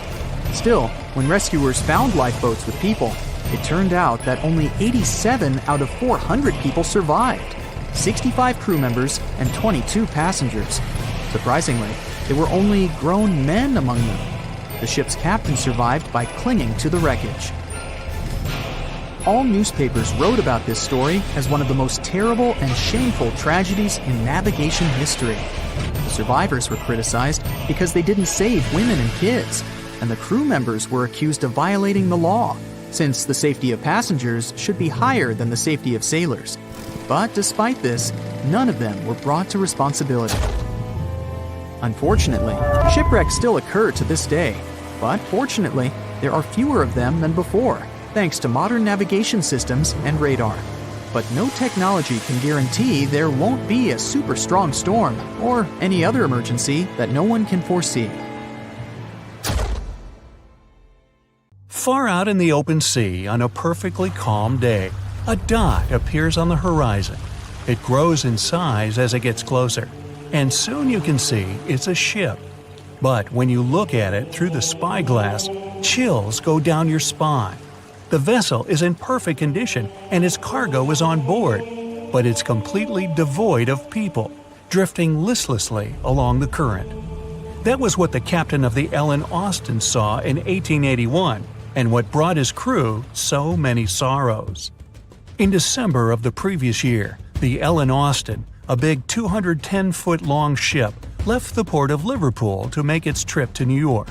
The ship was carrying a load of people hoping to find a better life in the New World. Captain A.J. Griffin took the vessel due southwest for a shorter voyage, and a few weeks into 1881, they found themselves north of the Sargasso Sea, known for its lack of winds and strong circling currents. Ships that got caught in those could lose control and keep on drifting in circles until they were dragged into the center. From there, they'd be incredibly lucky to get back past the currents, but more often than not, they stayed in the desolate desert of the sea forever. Worse still, the area belonged to the notorious Bermuda Triangle, which was already known to take down ships and make them disappear without a trace. The ship's crew were nervous, afraid of being in such a dangerous area so close to a sea that could bring them to a standstill. And ominously, some of the Sargasso Sea's calm must have escaped it, because the Ellen Austin lost its speed one day and fell adrift without the winds. It was fine, though. They had ample provisions and were still on schedule. Captain Griffin was walking around his ship, giving orders in a voice full of calm authority, and both his crew and passengers trusted him completely. But then, the lookout shouted from above that a ship was in sight. And indeed, when the captain looked in the direction the man was pointing, he saw a small schooner moving slowly into view and towards the Ellen Austin. As it came closer, it became apparent that the way the strange vessel moved wasn't right. The captain frowned and examined it through his spyglass. The schooner was untouched, but eerily silent. There wasn't a single soul on board. Derelict ships weren't that rare in the Atlantic at the time, but neither were pirates. Captain Griffin decided to wait and watch. After 2 days, the schooner was as quiet as always, and Captain finally thought it was fine to move in. He took a small team of sailors and boarded the stranded ship. There was nobody there indeed, but luck seemed to be on Griffin's side. The precious cargo of mahogany wood was still in the holds. The captain returned to the Ellen Austin and ordered his select men to take the smaller ship along to New York. The crew's spirits arose with the prospect of riches awaiting them upon arrival. When the winds blew strong again, the Ellen Austin continued its voyage, with the unnamed vessel tagging along. But after a couple of days, the ships were caught in a powerful storm and got separated. The wind, rain, and waves beat them for several days in a row. When the weather finally cleared, Captain Griffin ordered to find the schooner. They searched for another day until they finally found it adrift, way off the course. Griffin hailed his men on board the smaller ship, but no one answered. A party of sailors went to investigate and returned with their faces white with fear. The whole prize crew went missing in the storm. The captain wasn't one to lose such a valuable find, though, and ordered another team to take control of the schooner. Reluctantly, the sailors obeyed, and the two ships continued their voyage. They agreed to stay as close as possible to one another and ring their bells at set intervals at night to let each other know they were fine. Several nights went all right, with bells ringing reassuringly every hour. But one day, a thick blanket of fog fell on the sea and almost completely blocked their vision. The ships went on regardless and started sounding their bells earlier. When night came, the fog was still there, but the bells were the sound of life. Until they stopped. Captain Griffin rang the bell once, then twice. No answer. The crew lit the fires and looked out into the sea intently, but the fog hadn't lifted, and they couldn't see a thing in the swirling abyss beyond the ship's board. Nobody could sleep that night, and they waited in silence until the break of dawn. The first rays of sun made the fog slowly disperse, and the whole crew went to the edge of the deck with heavy hearts. There was still hope in them, until the last strands of the mist went away, revealing a vast, calm, and most importantly, empty ocean. The nameless schooner was gone, and so was the second team of the Ellen Austin sailors. The ship sailed the rest of the way to New York in grave silence. Once it arrived at the port, the passengers were only too happy to leave the vessel, and no one so much as turned their head as a goodbye. That was the ship's last voyage as the Ellen Austin. That same year, it was sold to a German shipping company and renamed Meta. No one ever found the derelict schooner or the sailors that went missing with it. And that would probably be the end of this mysterious and unresolved story, if it held at least a little bit of the truth. In reality, none of the enigmatic things in the narrative actually happened. The Ellen Austin did indeed leave Liverpool and headed southwest to New York, and its captain was really A.J. Griffin, taking people to the American continent. But from here, the story falls apart. First of all, the ship went way too far to the north to pass the Sargasso Sea so closely. There was simply no reason to make a detour so broad. Even though the westerly winds were strong, it was still faster to take them head-on than to go in a southerly direction. So the Ellen Austin was probably nowhere near the Sargasso Sea and the Bermuda Triangle. Secondly, the triangle itself has been proven time and again to be nothing but a work of fiction. In fact, it gained popularity in the middle of the 20th century, while nobody even thought of drawing a triangle in the Bermuda area before that. The mystery was popularized by science fiction writers and became a common myth, while no serious research proved it any more dangerous than other parts of the world's ocean. So the crew of the Ellen Austin weren't even aware of the Bermuda Triangle back then, let alone afraid of it. Thirdly, the whole story was told and retold by magazines and mystery-loving personalities with ever-changing details. It first appeared in a newspaper in 1906 and already had the date wrong. The article said the voyage took place in 1891 instead of 1881. Later, the story resurfaced in 1935 on the radio with the wrong name of the captain. It was Baker, not Griffin. The date was also off, saying the trip was taken in August 1881, when the Ellen Austin was already renamed Meta. The legend grew upon with other strange details, such as the ship's route from London to Newfoundland, which was never the case. But the final debunking came from the archives of Lloyd's of London, the marine insurance market that keeps all logs of trade and emigration ship routes. The documents there say that on February 1881, the Ellen Austin completed its cross-Atlantic voyage to New York without incident. Captain A.J. Griffin off-boarded the ship with all his crew hale and hearty and declared no loss of hands during the trip. The voyage took over 2 months because the ship had to fight strong westerly winds pushing it back towards Britain. The crew reported no strange encounters on the way, and the whole thing was as boring as could be. And even the passengers must have been smiling when they stepped on the American soil at last, unaware of the phony baloney story they were about to be a part of. A ship is traveling across the Atlantic Ocean when a storm starts. At first, the situation doesn't seem to be very bad, but soon, people on board the ship realize that the storm is intensifying. Waves are huge, and nothing can save the ship. It's starting to sink. On board, there's only one lifeboat. Sadly, it can only hold one person. The captain is in a terrible situation.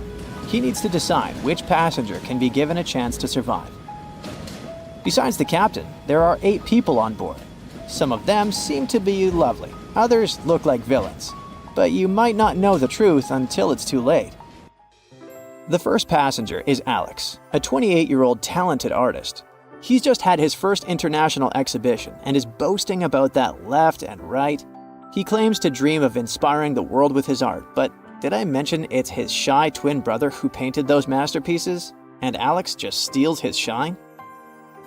Next is 23-year-old Maria, who's 8 months pregnant. She's quite spoiled, often behaves unreasonably, and treats the staff on board badly. She's traveling home to her husband, but little does he know that the kid is not his, but his best friend's. And she's been cheating on him since forever. Though we can't let this innocent soul perish, can we? Despite his untidy appearance, this 65-year-old scientist, Professor Marcus, is a leading researcher in the field of gene therapy. He's working on a breakthrough that could save millions of lives, but there are skeletons in his closet too. It's been 15 years since anyone saw his wife, Judith. Does Marcus's scientific progress have something to do with the mysterious disappearance of his wife? Dr. Anna is 34 years old. She's a surgeon who's saved hundreds of lives during natural disasters. She succeeded as a doctor, but failed as a parent. Her 3 daughters live with their dad and don't want to hear anything about their mother. 78-year-old Teresa is a widow whose family gave up on her because of her bad temper. She's traveling for the last time in her life to visit her late husband's grave.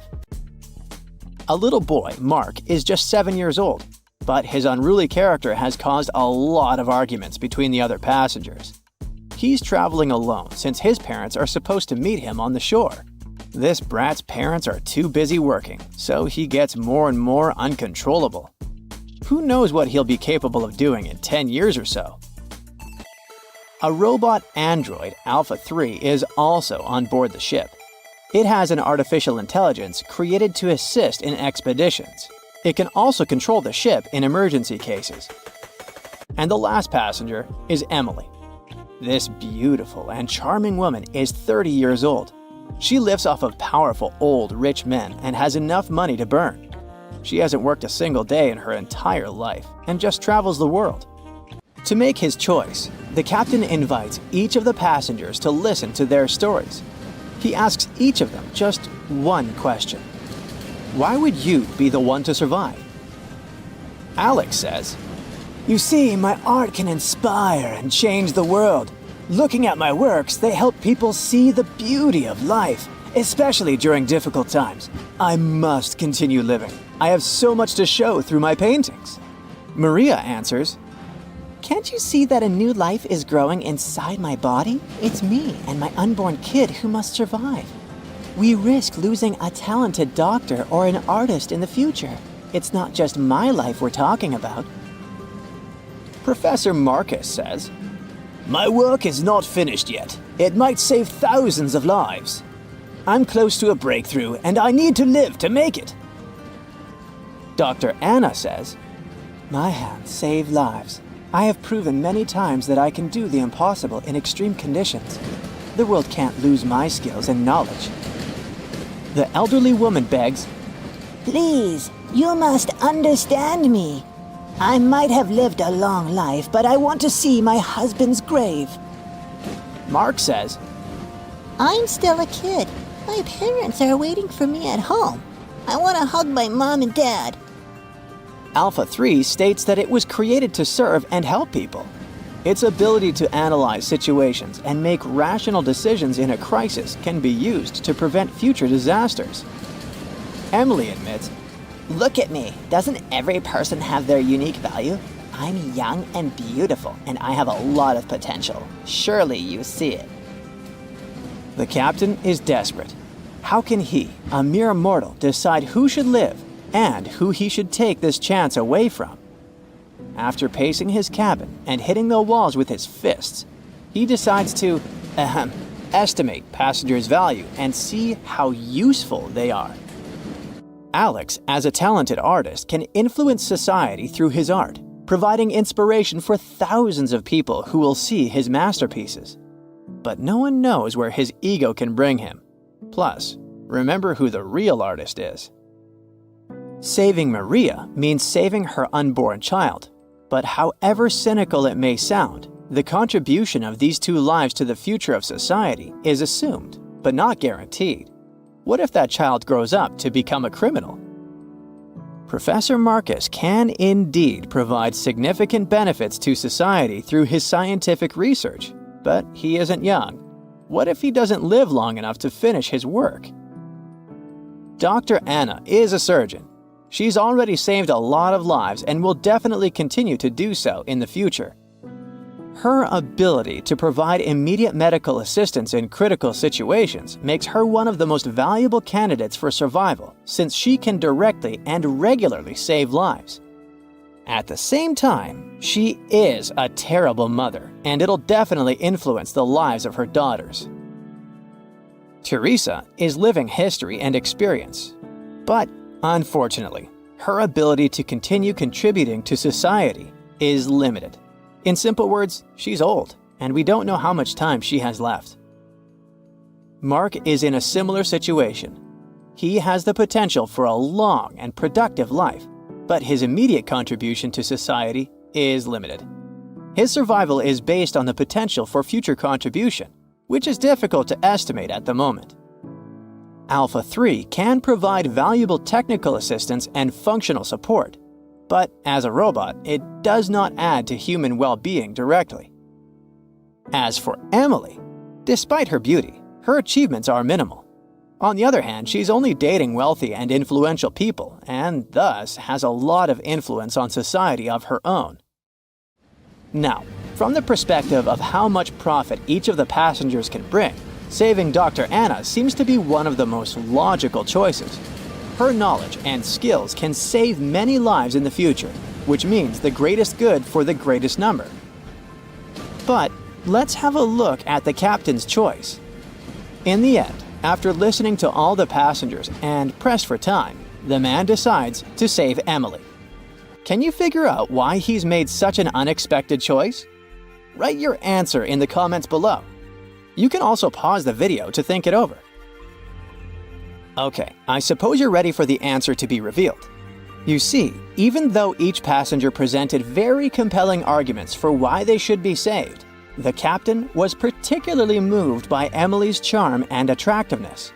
And even though there were more logical candidates in terms of utilitarianism and humanism, the captain succumbed to his personal feelings and preferences, which influenced his decision. This riddle illustrates that in real life, people often make choices based on their sympathies and preferences rather than logic or public benefit.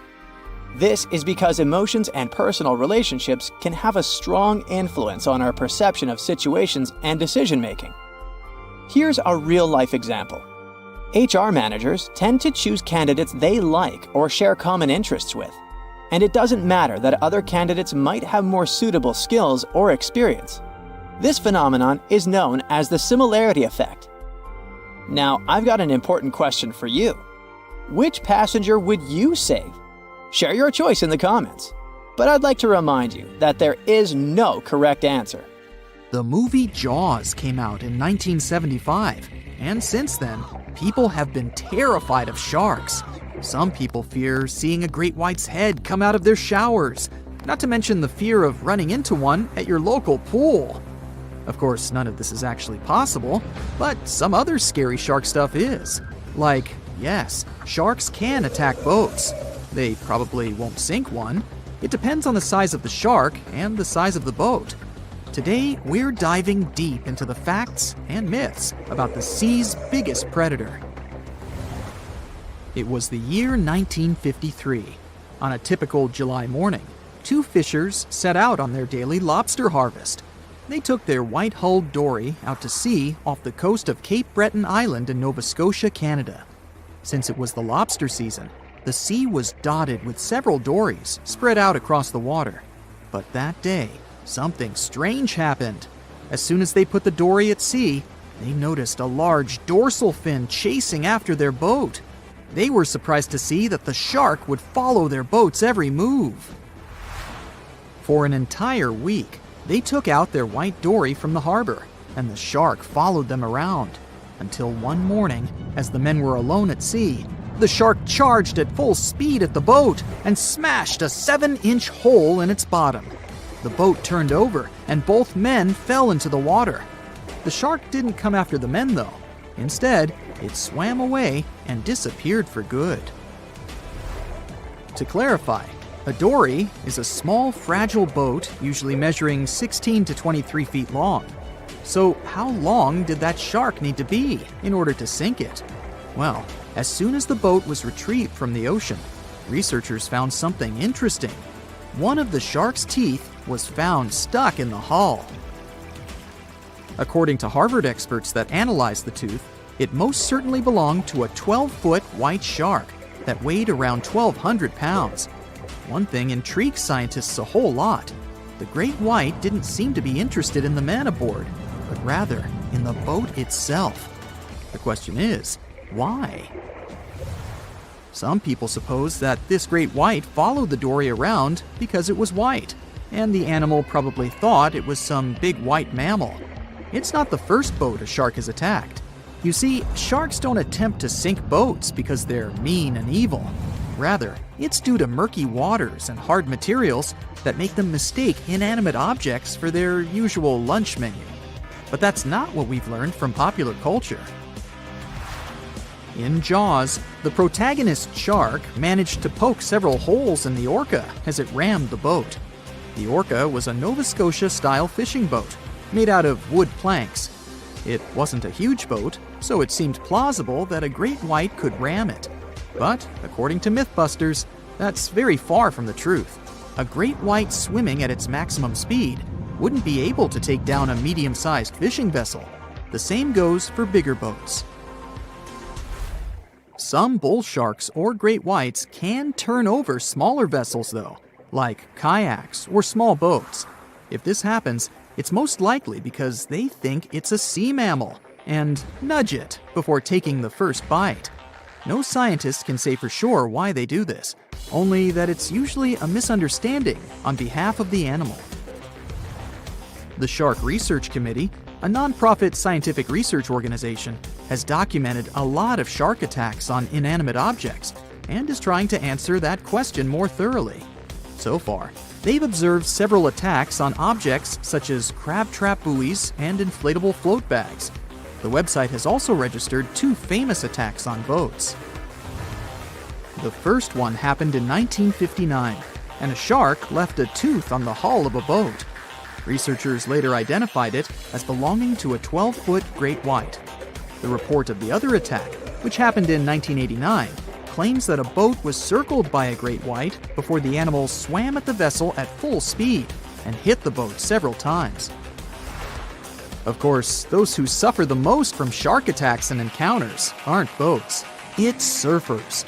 As far as we know, surfers look like giant wobbly seals from the shark's perspective. According to the Shark Research Committee, there have been 41 confirmed shark attacks on surfers on the west coast of North America over the course of the last century. So, should we be so afraid of sharks after all? Let's learn more about these magnificent sea creatures. Off the top of your head, how many shark species can you name? 4, 8, 10? Well, there are over 500 species of sharks swimming in the ocean. They vary from tiny specimens, about the size of a human hand, to up to 39-foot-long creatures. The largest species of shark are actually not great whites, but whale sharks. And even those are small compared to the great Megalodon. This ancient creature that lived around 20 million years ago reached an unimaginable length of 60 feet. By comparison, that's the same as 2 to 3 buses placed one after another. I wouldn't swim in megalodon-infested waters even if you dared me, that's for sure. We know that sharks are very good hunters, but why is that so? Their bodies seem to have been strategically built for speed. Instead of having a bone skeleton, like us humans, sharks have a cartilage skeleton, which makes them much lighter and also super fast swimmers. Each species of shark hunts depending on its nutritional needs. So, shark species that grow to an average of 3 feet have a diet based on fish. The ones that grow bigger start feeding off of bigger sea animals, such as sea lions and seals. Throughout their lives, some species of shark can shed over 30,000 teeth. Unlike humans, who are born with a set number of teeth in their jaws, sharks have an apparently limitless supply. In their defense, they do lose teeth pretty easily, as they can easily get stuck in their prey, for example. They also have multiple rows of teeth. The jaws of a great white can contain up to 7 rows of teeth, and can grow to be more than 6 inches long.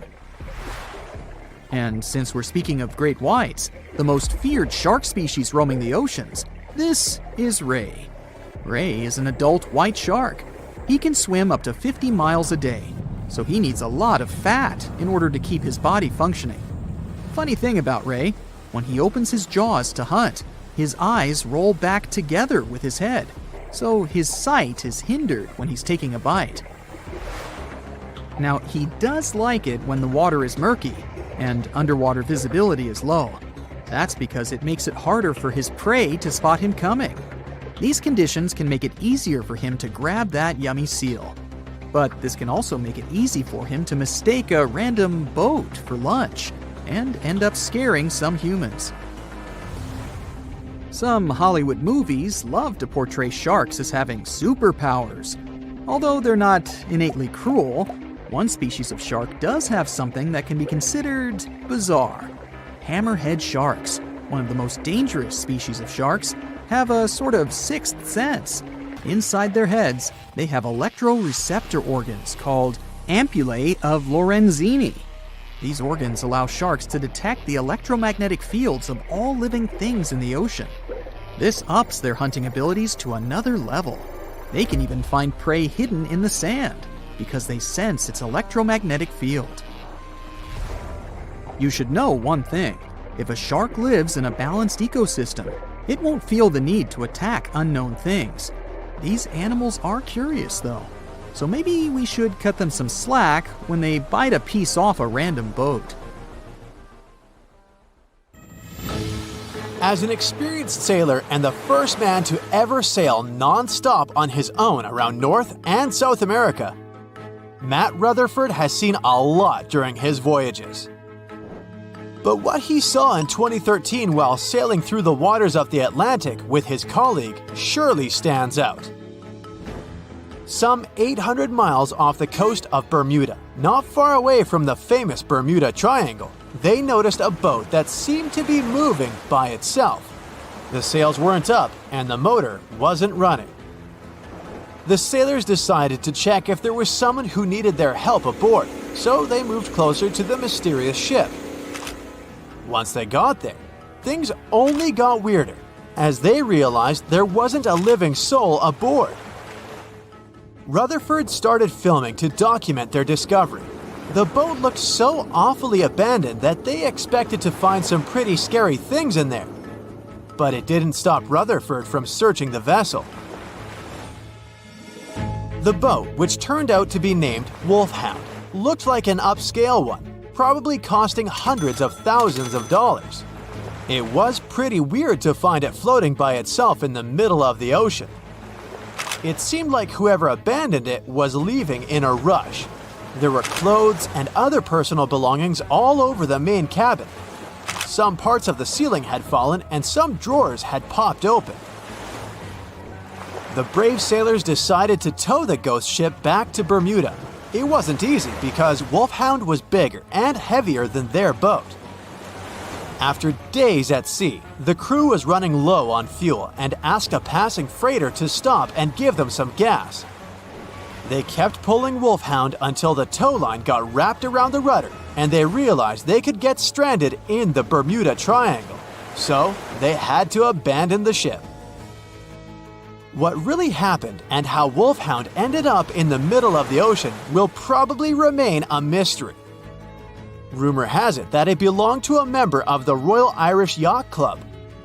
The ship was going on its first voyage from Connecticut to Bermuda and then Antigua. It got in a terrible storm around 400 miles away from Delaware. The winds were so strong that the yacht suffered 2 knockdowns. A Greek cargo ship rescued the crew. They left the ship with an emergency beacon on. The rescued crew members shared that they saw the ship sink, which only adds more questions to the story. How did it get back to the surface? Does the Bermuda Triangle have anything to do with that? Christopher Columbus himself reported some unusual compass activity going on in this mysterious area while he was on his way to the New World. Despite the stories of more than 50 ships and 20 planes disappearing in the area, it remains one of the most heavily traveled shipping routes in the world. Some skeptics believe that this fact solves the Bermuda Triangle mystery. It could make sense because the busier the area, the more accidents happen there. But then again, it's not the number of disappearances that makes the place so mysterious. It's the lack of explanation and wreckage lost for good. The first ever confirmed ship to vanish in the Bermuda Triangle was the USS Pickering. In 1800, it departed from the US on its way to the West Indies. The ship sailed into the Bermuda Triangle along with its 90-man crew. No one ever heard anything from them ever since. The popular explanation is that the ship was taken out by a storm. But because no one found any wreckage, we'll never know for sure. The largest ship that has ever disappeared in this mysterious area was the USS Cyclops. In March 1918, carrying a crew of 306 people, the USS Cyclops left Barbados and headed home to Baltimore. The ship passed through the Bermuda Triangle on its journey and vanished into thin air, or rather, water. The Cyclops never sent any distress signal and disappeared without any explanation or trace. The Bermuda Triangle isn't the only place in the world where ships go missing or mysteriously resurface. One of the most famous ghost ship stories would be of SS Bechimo. The large cargo steamer was built in Sweden. On October 1st, 1931, it got caught in pack ice. The crew decided to wait it out and managed to break free after a couple of days, only to get trapped again in less than a week. This time, they didn't manage to make it out. A rescue team went by air to save 22 of the crew members. 15 other members stayed in a wooden shelter they built not far away from the ship. Their plan was to wait out the winter and get back aboard. At the end of November, a strong blizzard was rushing through the area. When it was over, Bechimo seemed to have gone away with the storm. The captain decided it must have broken and sunk, but a few days later, a local hunter informed them that he had seen the ship around 45 miles away from their camp. The crew managed to find the ship and took the most valuable cargo from its hold.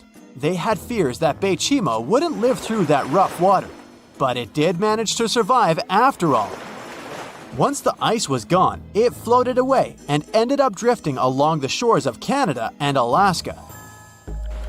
Many people reported seeing the ghost ship in an open sea. Some even tried to board it to save the ship, but the weather didn't allow it to happen. The last time someone saw SS Bechimo was in 1969, 38 years after its crew had left it. It could still be drifting somewhere in the ocean. The story of MV Hoita happened in the South Pacific. The ship was originally a wooden luxury yacht. After serving for 20 years to various owners, it became a merchant ship. In 1959, it set on a trading voyage that was supposed to last around 2 days. When it didn't reach its destination on time, no one was worried at first as things happen in the open waters. After another day, and no distress signals from the Hoita, it was obvious that something serious was going on with it. There were 25 people aboard, and their families wanted to find them. A search and rescue crew worked for 6 days looking for the ship, or at least its wreckage, in an area of nearly 100,000 square miles. That's 1.5 times as big as Florida. Sadly, the mission had come back with no results. It seemed like Hoita had disappeared without a trace. A month later, another merchant ship noticed Hoita drifting in the ocean, miles and miles away from its original route, and none of the crew members or passengers were on board. The cargo had also disappeared. The lifeboats were also gone, so the people must have escaped the ship hoping to save themselves. It turned out that the crew had been trying to get help as they tuned the radio to the International Distress Channel. But the damaged cable didn't let them send the signal any further than 2 miles. It also looked like when they were leaving the ship, the crew took the logbook with them, and we still don't know what exactly happened to Hoita. Family members of those who were on board are still looking for answers. One professor claims it must have been a corroded pipe that leaked and flooded the vessel, but we'll most likely never know for sure. In the Pacific Ocean, near Japan, there is an area nicknamed the Devil's Sea. It's believed to be one of the 12 vile vortices around the Earth. Some people claim that vile vortices have weird things going on in them because the pull of the planet's electromagnetic waves is stronger there than anywhere else. The most famous ship that disappeared in the area was a fishery patrol vessel in 1952. The ship went there to investigate the vessels that went missing previously and disappeared along with 31 crew members. Scientists who don't believe it was a mysterious disappearance blame the underwater volcano eruption for what happened. So in 2017, over 25 million people boarded cruise ships all over the world. Now, if you're keeping count, that's more than the total population of Greece. It's become America's favorite choice when it comes to going on vacation. It's easy to see why hopping aboard a cruise ship becomes more popular each year. Heading out on a cruise is also coming back in style with newer generations. 2/3 of Gen Y and millennials say that cruising is their new preferred type of vacation. How's that? Well, let's see.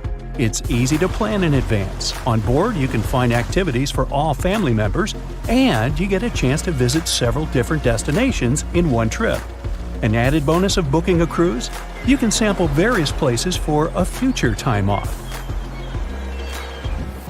The entertainment on board is often top-notch, providing passengers with an added taste of luxury. And the amenities and accommodations are generally very reliable. Not to mention that it gives tourists that feeling of actually getting away from everything that people strive for while out of the office. Royal Caribbean International is one of the largest cruise lines in the world, with just over 19% of the cruise market as of 2018. Its current fleet is divided into many different classes of ships, including the Voyager class, Radiance, and Quantum.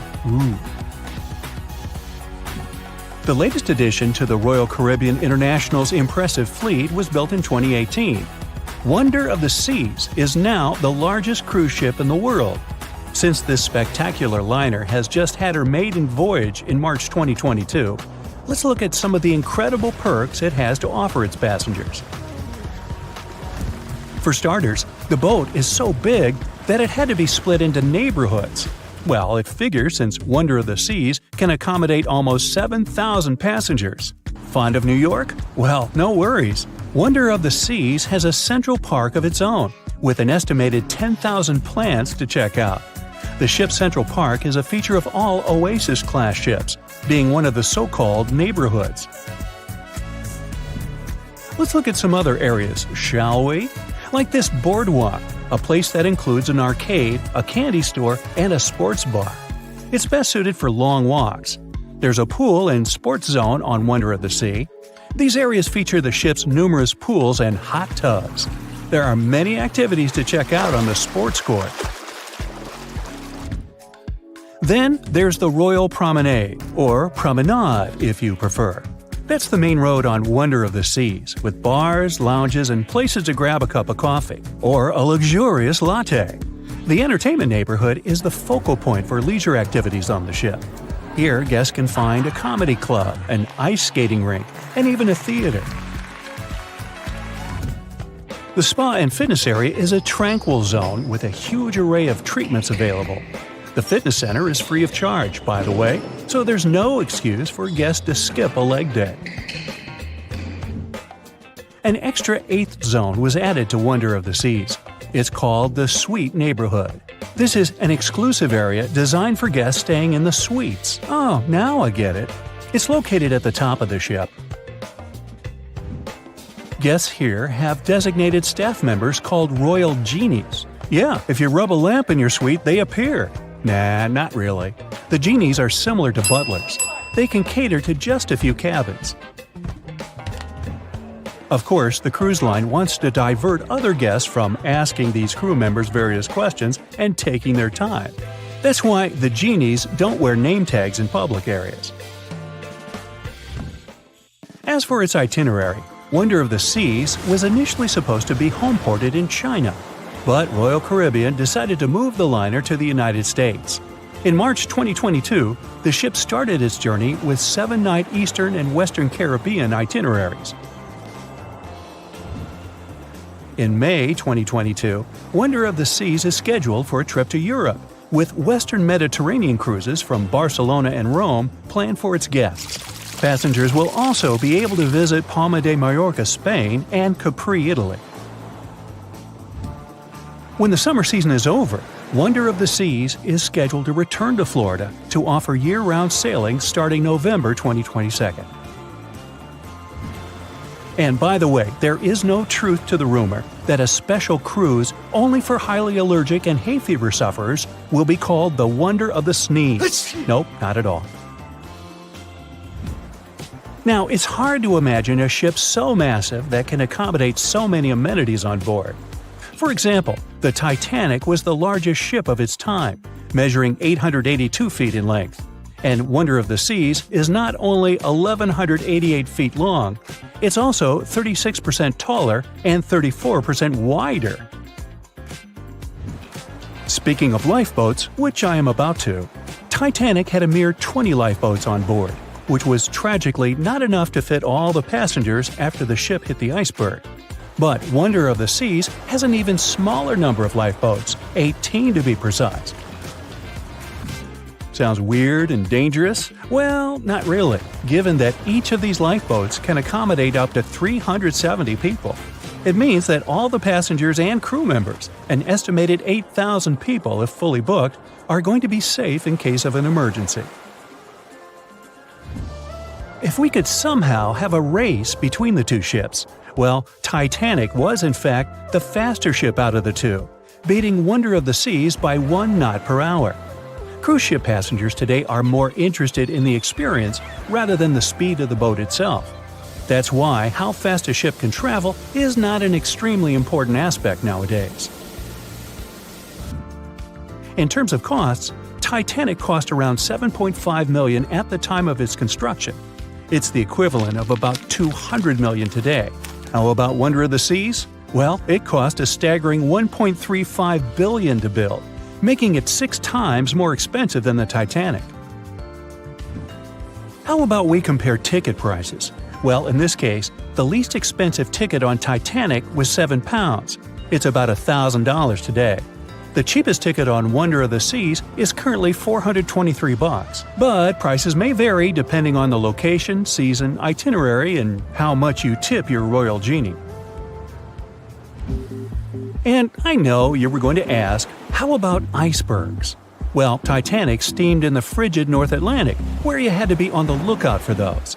Wonder of the Seas will be cruising the balmy Caribbean, where the worst thing you can hit on is 17 in blackjack. Oops, busted. Anyway, set side by side with its other sisters from the Royal Caribbean Fleet, Wonder of the Seas is equally as impressive. The company's earliest ships could host about 2,500 people. This included passengers and the staff. Such ships were Splendor of the Seas, Legends of the Seas, and the smallest of them all, Thumbelina of the Seas. No, wait, that should be Empress of the Seas. Oops, my bad. The largest ships in the company's fleet can now house about 9,000 people altogether. That's almost 3 times the size and capacity of the earlier liners. Wonder of the Seas is one of them, as well as Harmony of the Seas and Symphony of the Seas. Are you seeing a pattern here? Yep, if you ever encounter a ship with Of the Seas in its name, it's safe to assume it belongs to Royal Caribbean. But if it's a can of tuna, it might actually be Chicken of the Sea. Hey, I like tuna. Now, choosing between cruise ships based on their size is like wondering if you should visit your local museum or the Louvre in Paris. It all depends on your preferences. Some families prefer small settings. Others are fan of large spaces that can provide everything they need. Historically, it's equally as exciting how far we've come in terms of maritime transportation. The SS Royal William, for example, was the first boat to ever make a transatlantic voyage almost entirely steam-powered in 1833. And it was a mere 160 feet long and could house roughly 155 passengers. And if the seas were calm, then they were housed less roughly. Similarly, the first modern megaship in the world was the MS Sovereign of the Seas. Launched in 1987, it was only 888 feet long and could carry a little under 3,000 passengers. Size and capacity are not the single improvements added to newer cruise ships out there. Recent technological developments in artificial intelligence and facial recognition have allowed cruise operators to ensure faster, smoother boarding for passengers. If, in the past, it took from 60 to 90 minutes for all passengers to board a ship, nowadays, cruise ship operators manage to get people comfortably settled in less than 15 minutes. Now, I'm sure you're already eager to book a ticket, but let's look into some of the more interesting activities you can try on board Wonder of the Seas. This way, you'll know what you're getting yourself into. All Royal Caribbean ships have loads of artworks available for their guests to enjoy. But Wonder of the Seas goes above and beyond, even featuring statues of astronauts in key locations around the ship. You'll find the first astronaut looking through the glass at the promenade, while a second one is busy rock climbing at the boardwalk. The third and last astronaut is more of a movie fan. This statue can be found near the movie screen sitting area. Going astronaut sightseeing is proving to be quite the experience among guests. In the areas with no access to sunlight, Wonder of the Seas features virtual balconies. In case of bad weather, guests can still have a feeling of the outdoors, but without having to hide from wind or rain. Teenagers have a place of their own reserved on the ship. There's a special club with a private hot tub, selfie area, games, and comfortable seating. The inside part of this club features a vending machine, an interesting collection of literature, and tables for foosball. Well, sign me up. April 1912 marked one of the most terrible tragedies in the history of the world. The most unsinkable vessel, the pinnacle of engineering at that time, the huge Titanic, sank. On that dark, moonless night, the ship had many chances to save its passengers. There was another ship just a few miles away that could have saved the Titanic, but it didn't. It wasn't a phantom ship, and it's not some legend or a theory. This is a documented reality.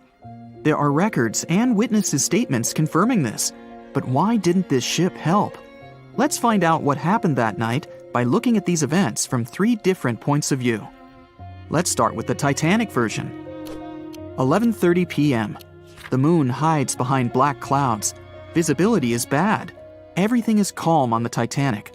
Under the captain's guidance, the communications operator stays in touch with the mainland through the radio.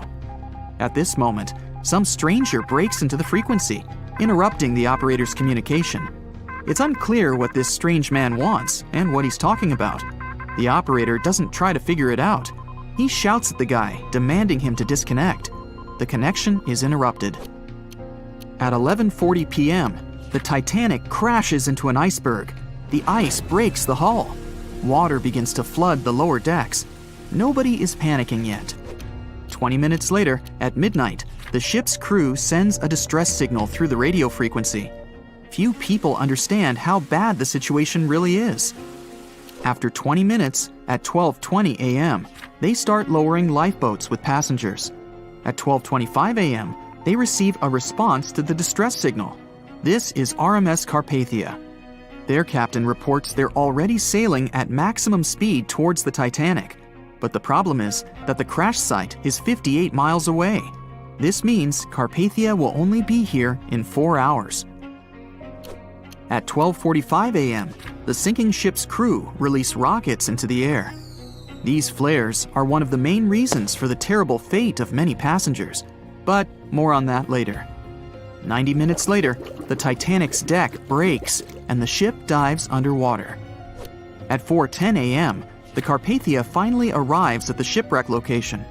The crew members make heroic efforts to save all the people.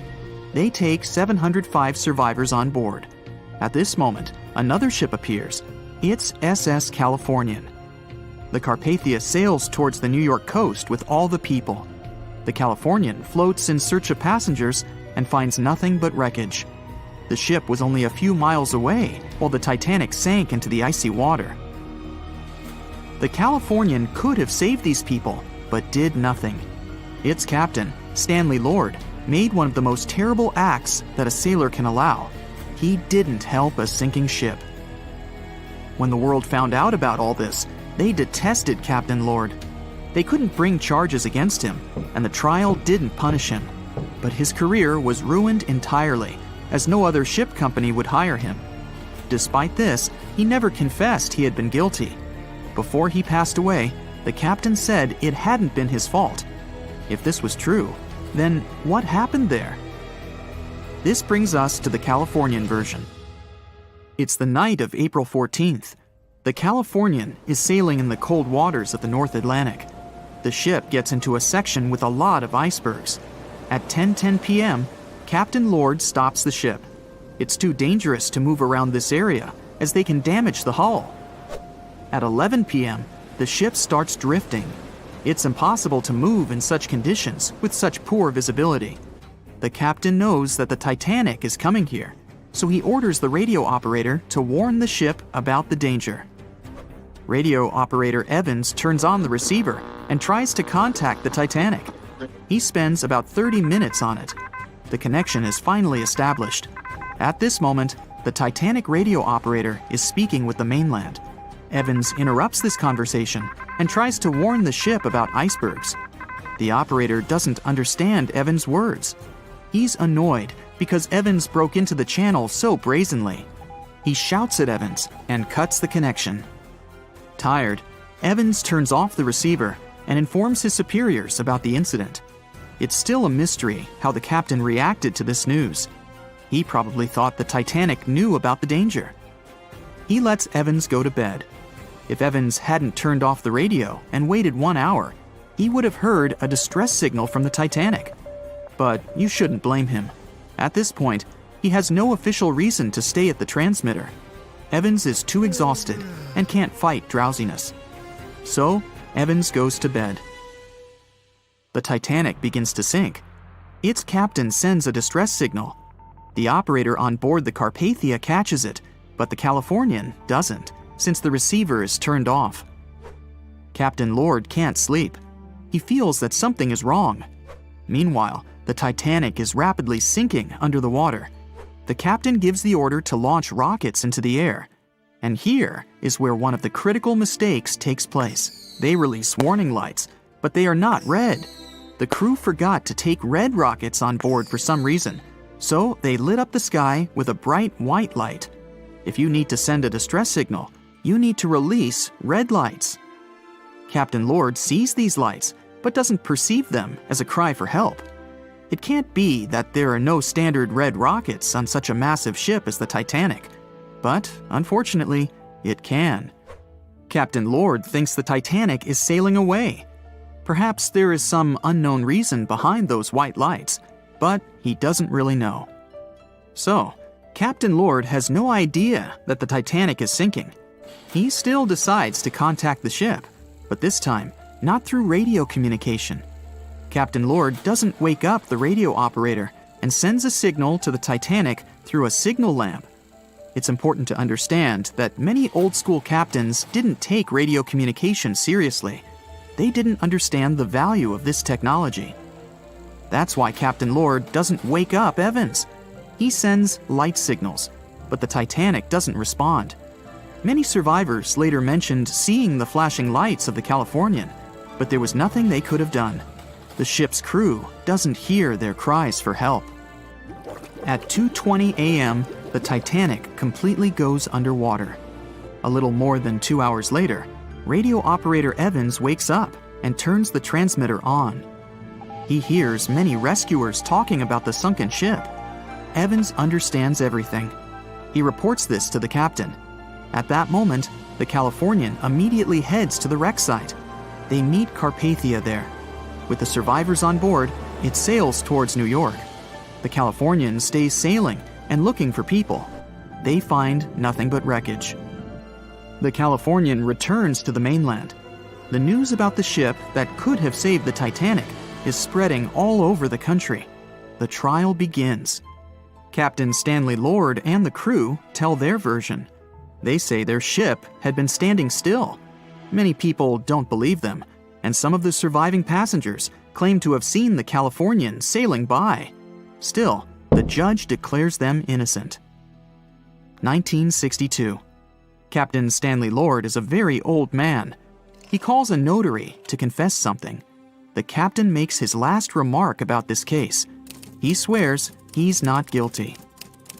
But if it wasn't the Californian sailing past the Titanic at that moment, then what?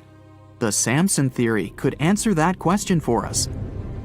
The sealing ship Samson is sailing in the cold waters of the North Atlantic. The crew aren't sleeping. They carefully study the surroundings, but not because they're afraid of icebergs. They're scared of meeting with the U.S. Coast Guard. The Samson ship's crew catch seals, which is illegal. At 12:45 a.m., Samson's captain sees white signal rockets. The team is sure it's the Coast Guard. They turn off the lights and sail away.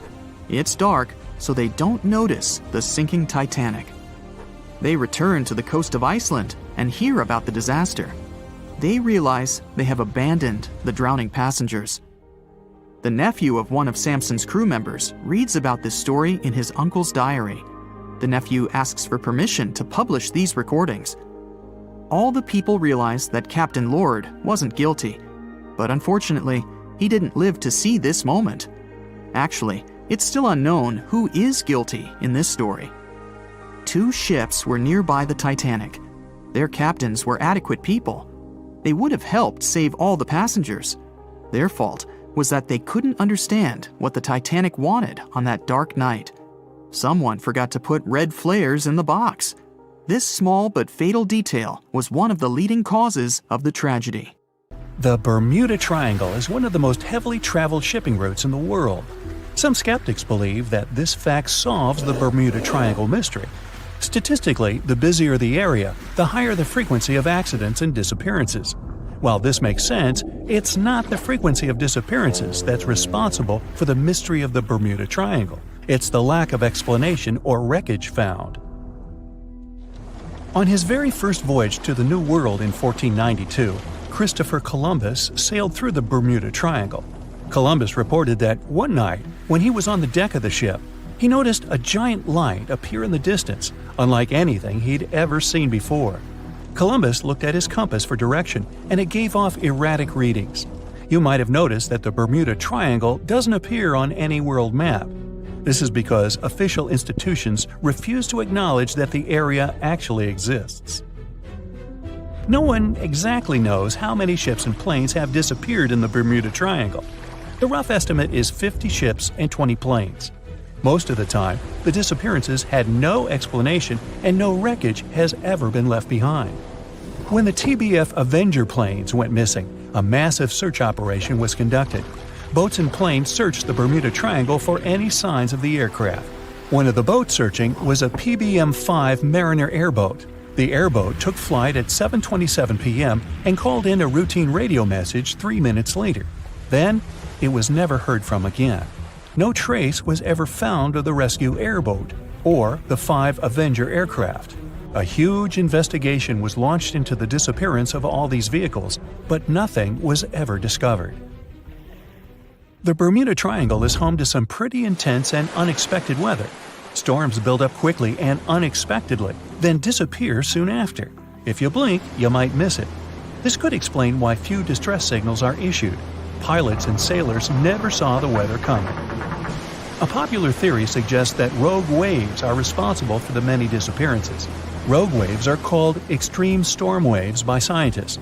They occur when different weather patterns take place at the same time and cause large unexpected waves that reach up to 100 feet tall. Witnesses say that the waves look like giant walls of water. These waves could explain why ships go down fast and without leaving any trace. Just off the coast of Japan, you'll find the Bermuda Triangle of the Pacific Ocean. They call it the Devil's Triangle. Between 1950 and 1954, 9 ships disappeared in this area without leaving a trace. The ship Maroon 5 was sent to investigate these unexplained disappearances when it also vanished. After this incident, the Japanese authorities labeled the area as a danger zone, and sailors were encouraged to avoid it. Some people blame all disasters on the extraterrestrial paranormal activity. Others suppose it's all about raging natural phenomena. Some scientists believe the cause of anomalies is the environmental changes. Also, there's a really high concentration of methane hydrates on the bottom of the ocean in the Pacific Bermuda area. This gas tends to set off, and when it happens, bubbles start forming on the surface of the water. These gas eruptions can interrupt the ability to float and can easily sink a ship. Because of this chemical reaction, there won't be even a trace left.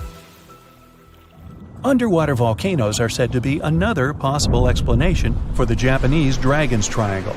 In fact, they can take down even small islands. Luckily, nobody lives there. It's a pretty common thing in this area that some of them disappear underwater and others appear out of the blue because of seismic activity. You'll never find the Dragon's Triangle on any official map of the world, so nobody's quite sure about how large it is in reality. In July 2015, 2 teenagers disappeared after setting sail off the coast of Florida. There's some mystery about what the 2 teens were really getting up to. They told their parents that they were just going to fish, but they told their friends that they were crossing to the Bahamas. Shortly after they left, a line of thunderstorms moved towards the area, and the boys were never heard from again. A massive search was conducted, but sadly, nothing was found. 1 year later, the pair's boat was found off the coast of Bermuda with a broken iPhone and some personal effects left inside. One of the most popular and bizarre theories trying to solve the Bermuda Triangle mystery comes from Charles Berlitz. He insists that the area is home to the lost city of Atlantis. The missing ships and planes and malfunctioning equipment, according to him, were all caused by rays of energy let out by the special energy crystals that power Atlantis. While this sounds silly, Berlitz's theory was convincing enough that over 20 million people bought his book worldwide. Previously, the compass wouldn't work well in the Bermuda Triangle since the lines of the 2 poles coincided here, true north and magnetic north. But if you fall into this line, your compass will behave strangely. But the magnetic north is constantly shifting, and now it's far beyond the triangle. No legend says pirates of the last centuries operate in the Bermuda Triangle, or that the Flying Dutchman makes other ships disappear. A popular theory is that ships travel to the distant past or future through a time portal in the Bermuda Triangle. Fortunately, these are all myths. Just imagine hundreds of giant tentacles reaching out to a group of ships sailing through the Bermuda Triangle. In the past centuries, they could easily sink an entire fleet, since the ships were made of wood and were lighter. Squids wrapped decks with their strong tentacles, made holes in the ship's hulls with their sharp beaks. Toothy suction cups could break the masts and tear the sails. The water was filling the holds and slowly rising to the deck. The ship sank in a matter of minutes. Survivors reached the shore and told everyone about huge monsters. This is how the legends of the Kraken appeared. Fortunately, now people have sonars and equipment for monitoring the sea space. They say the main reason why this place is so enigmatic must be the magnetic fields that form this ominous triangle. Ocean floor is made of rocks containing a lot of magnetite. It's more like iron. Magnetic fields react to the high concentration of magnetite on the ocean floor, which may start a sort of conflict between the two. It can often lead to various weather anomalies and, as a result, navigation issues. And naturally, any changes in the ocean floor or the Earth's magnetic fields influence the Bermuda Triangle a lot. Magnetic fields tend to shift their position, so do tectonic plates and even the continents, even though we never notice it. The skies are usually very clear there, but back in 1883, some people witnessed abnormal things in the area. Some claim to have seen large blocks of ice falling from the skies, and the crew even managed to save one as hard proof. Seems like the Bermuda Triangle has an alternate not only on Earth, but even in space. Spacecraft usually don't disappear into thin air though, like there's no air. This anomalous area is really large and stretches right above the South Atlantic. It occupies the area from Chile to Zimbabwe and sits right at the point where Van Allen radiation belts are the closest to the surface of our planet. The Earth has two such belts, which come in handy trapping the particles that shoot in from the Sun. They do a great job protecting the Earth from radiation. The magnetic field there is lower, so it allows the Earth's radiation belt to come closer to the surface. Whenever a satellite passes by, it will be exposed to radiation, which might lead to serious damage. So, no satellite can take pictures of it. The South Atlantic anomaly is part of the Earth where natural radiation just flows out of control. Still, there is little evidence that all these triangles are really dangerous. Many believe the Bermuda Triangle itself has been proven time and again to be nothing but a work of fiction.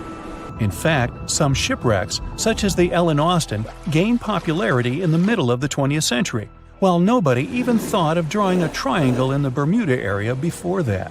The mystery was popularized by science fiction writers and became a common myth, while no serious research proved it any more dangerous than other parts of the world's ocean. So, the crew of the Ellen Austin back in 1881 weren't even aware of the Bermuda Triangle back then, let alone afraid of it. What do you think?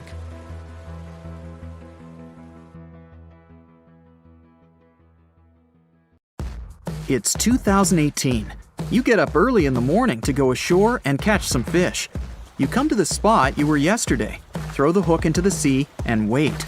The float is twitching. You've caught some fish, but hey, hello? Why aren't you doing anything? Right now, you don't care about the fish. You're looking at something in the distance. You open your mouth in surprise since you see a huge ship stuck on a shoal. It wasn't here yesterday, so it got here at night. Okay, it'll probably sail away sooner or later. You fish for a few more hours. During this time, you observe the ship and notice no movement there. Is it empty? Boats and the Coastal Service are sailing from the shore to the vessel. You decide to check it out too. You get in your old boat and go there. The mist descends to the water, making the ship look creepy. The colossal vessel is rusty and empty. But where is the whole crew? And how did it get there? The Coast Guard comes on board. They search the hold, the cabins, and the upper deck. There's someone's stuff, some remnants of food supplies, notebooks, and clothes. Everything suggests the crew has disappeared for some reason. Fishers who noticed the vessel first didn't see anyone coming down from the board. No radio signals were sent to the port, and no one reported about the ship. It appeared here from nowhere. The only chance to get any information is to look at the number and name of the vessel. This is Sam Ratulangi, PB 1600. The Coast Guard checks the information, studies the data of all the country ships, and no way. One company built the boat in 2001 in Indonesia. People used it to transport heavy loads across the seas around Asia. The ship had been properly operating for 8 years. People were delivering industrial goods to different points in the region, but something went wrong. In 2009, Sam Ratulangi was sailing near the coast of Taiwan, and that's it. There were no further records about it. There were no reports in any port. Everyone thought it must have drowned, so no one had been looking for it for years. And then, 9 years later, it appears here, big and rusty, off the coast of Myanmar, without sailors, without fuel. An investigation starts.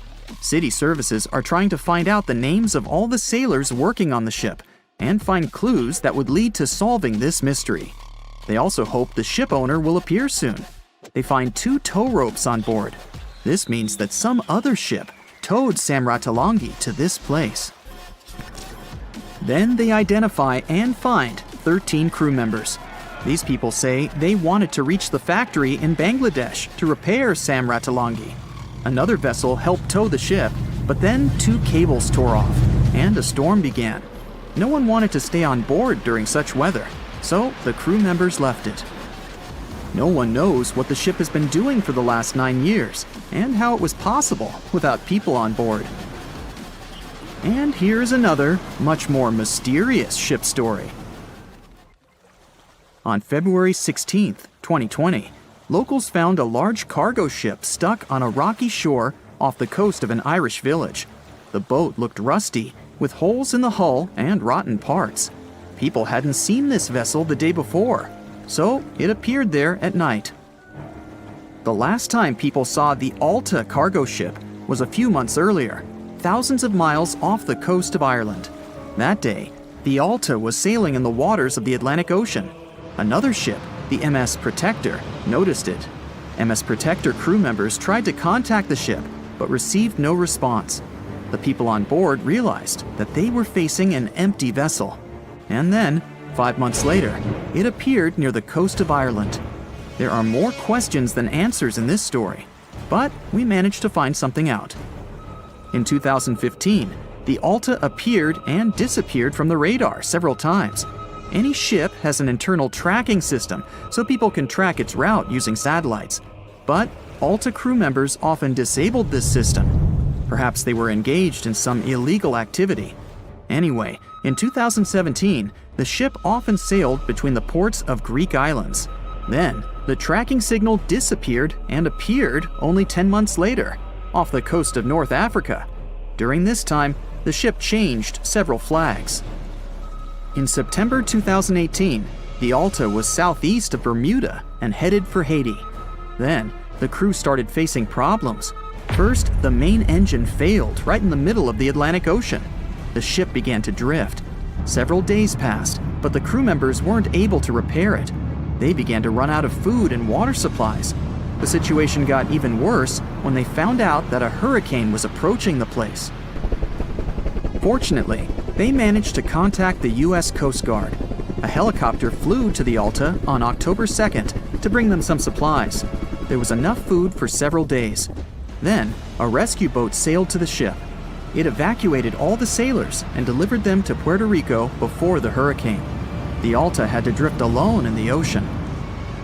After a while, another ship approached the Alta to tow it to the shores of Guyana. But at this moment, everything went wrong. Someone stole the boat, disabled the tracking system, and sailed away in an unknown direction.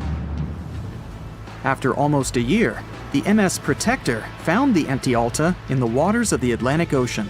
And then, 9 months later, the ship without a crew sailed to the shores of Ireland. How did it manage to travel across the Atlantic and get to the coast of Ireland? It's still a mystery. Maybe it was just luck. No one else saw the ship all this time. It was just covering huge distances, surviving storms. Who's the captain? What happened to the thieves? Who owns the ship now? One day, someone called the village administration and introduced themselves as the vessel owner. But that unknown person didn't provide any evidence. They found several barrels of oil on the ship, which they took away by helicopter. The Alta was rusting. Corrosion of metal could damage the environment. The vessel had no commercial value, yet it would have taken millions to get rid of it. There were 3 options for what to do: leave the ship where it was, tow it into the sea and let it sink, or disassemble it for scrap. But nature had its own plans. Storms and strong waves split the hull into 2 parts. The Alta was drifting without a crew in the waters of the Atlantic Ocean for about 2 years. But this is nothing compared to a ship that was traveling for 38 years. The record belongs to the SS Beichimo. It was a merchant vessel owned by some trading company. In 1931, the ship found itself on the ice off the coast of Alaska. Its movement slowed down. A thick layer of ice blocked the ship, and a strong storm only made the situation worse. The blizzard was so intense that the crew members couldn't see anything but a white veil in front of their eyes. Sailing any further was impossible. The team had to wait for the storm to end. They waited for a day, 2, 3 days. A week had passed, but the snowstorm was only getting stronger. Then, one day, it grew weaker. The crew members split into 2 teams. The first team went to the nearest city. The second group, along with the captain, stayed on board. They set up camp next to the ship and waited for the blizzard, which had started again, to end. There was 0 visibility. And finally, one day, the storm was over. Great! And now, wait a minute. But where is the ship? The SS Beichimo just disappeared during the blizzard. The captain was sure that the ship had sunk, so he left along with the crew. Then, a week later, they saw the vessel drifting near the area where they had lost it. The hull was damaged so severely that it was unsafe to sail on it. Repairing the ship would be pointless and expensive, so the captain decided to abandon it. He was sure that it would go underwater sooner or later, but it stayed afloat for the next few days, the next few months, and a few years. People had reported seeing it at various points along the coast of Alaska for 38 years. The last record of the SS Beichimo is dated 1969. Those who saw it claimed the ship was completely frozen, almost merged with the ice. Some people planned to start an expedition to find the ship, but all attempts were unsuccessful. The vessel is probably lying somewhere on the deep sea floor. It has recently become a popular location for many tourists looking for the perfect place to get away from it all. If you're lucky enough to catch a sunny day here, it's like no other, I can assure you. Chances are, you'll end up having loads of foggy days, but let's be honest, they have a special allure of their own. This enchanting smile-shaped island is called Sable Island. It's located 190 miles from mainland Nova Scotia. It wasn't accessible to the general public until 2013. That's when it was added to the list of National Parks of Canada. You can get here either by plane or by water. But what's so enchanting about this place anyway? There must be something since the yearly tourist count is growing every year. Firstly, there's a spectacular number of wild horses here. There are between 200 and 500 horses roaming free all over the island. There's also a large population of gray seals. The place is also the only breeding location of a rare bird species called the Ipswich sparrow. If you're already considering a trip here, there are some things you need to know first. Remember that fog I mentioned earlier? Well, it turns out that Sable Island is the foggiest place in the Canadian Maritimes. I'm talking about approximately 127 foggy days each year. During such days, Sable Island literally disappears underneath a thick layer of fog. You won't be able to explore the place on your own either. The local regulations state that visitors need to travel within a group, and they also need to keep a 197-foot distance from the wildlife they can encounter here. As charming as this place may be, it holds a dark secret hidden beneath the sandy dunes, and it has nothing to do with beautiful creatures living here or the island's unique vegetation. Apart from being known from its horses and seals, Sable Island is infamous for an overwhelming number of shipwrecks. Over the years, about 350 ships have ended their lives here, on these sandbars. When survivors described their experiences, they usually mentioned harsh weather conditions near this mysterious island. The island also made its way into literature when it was described in a book called The Perfect Storm, which was written by Sebastian Junger and published in 1997. The book was so successful that it was later adapted for the big screen in 2000, with George Clooney playing the leading role. The first recorded shipwreck near Sable Island dates back to 1583. The boat was named the HMS Delight and was under the command of British adventurer and explorer Sir Humphrey Gilbert. Only 17 people managed to survive the catastrophe by escaping in a small boat. Records mention that they spent 7 days at sea before reaching the shores of Newfoundland. In 1884, another vessel named the Nicosia struggled in the thick fog as well. The ship was completely destroyed, but fortunately, all 18 crew members managed to survive. The captain's son was almost lost at sea when a lifeboat capsized when he was climbing into it. He somehow managed to stay underneath the lifeboat, which was completely submerged. When this lifeboat righted, he eventually emerged from the water and was rescued for the second time. The years between 1947 and 1999 were relatively quiet on the island. In 1999, though, a yacht called the Merrimack ran aground near the shore of the island at about 2 a.m. on July 27th. The 40-foot fiberglass boat had a crew of only 3 people. Natural gas exploration workers, who were luckily not far away, rescued them. The crew managed to fly safely to Halifax the next day. The owner of the Merrimack tried to recover his boat by hiring local fishermen. Unfortunately, this operation was unsuccessful, since only the fittings of the yacht were eventually saved. It took no more than 6 weeks for the sand and waves to crush and completely break up the hull of the Merrimack. So what is it about this place that's so dangerous for boats? Does it have anything to do with the weather? Or maybe there's other forces at play? The explanation turns out to be a bit more complex, and it wasn't easy to figure out, at least not way back in the 1500s. First of all, the island is located close to one of the world's richest fishing grounds. Since it's also near one of the major shipping routes between Europe and North America, hundreds of vessels sail past it each year. The likelihood of shipwreck increases when there are so many boats roaming around the area. Sable Island is also in the way of most of the storms that move up the Atlantic coast of North America. It's no surprise that boats often get hurtled straight onto the shores of this island.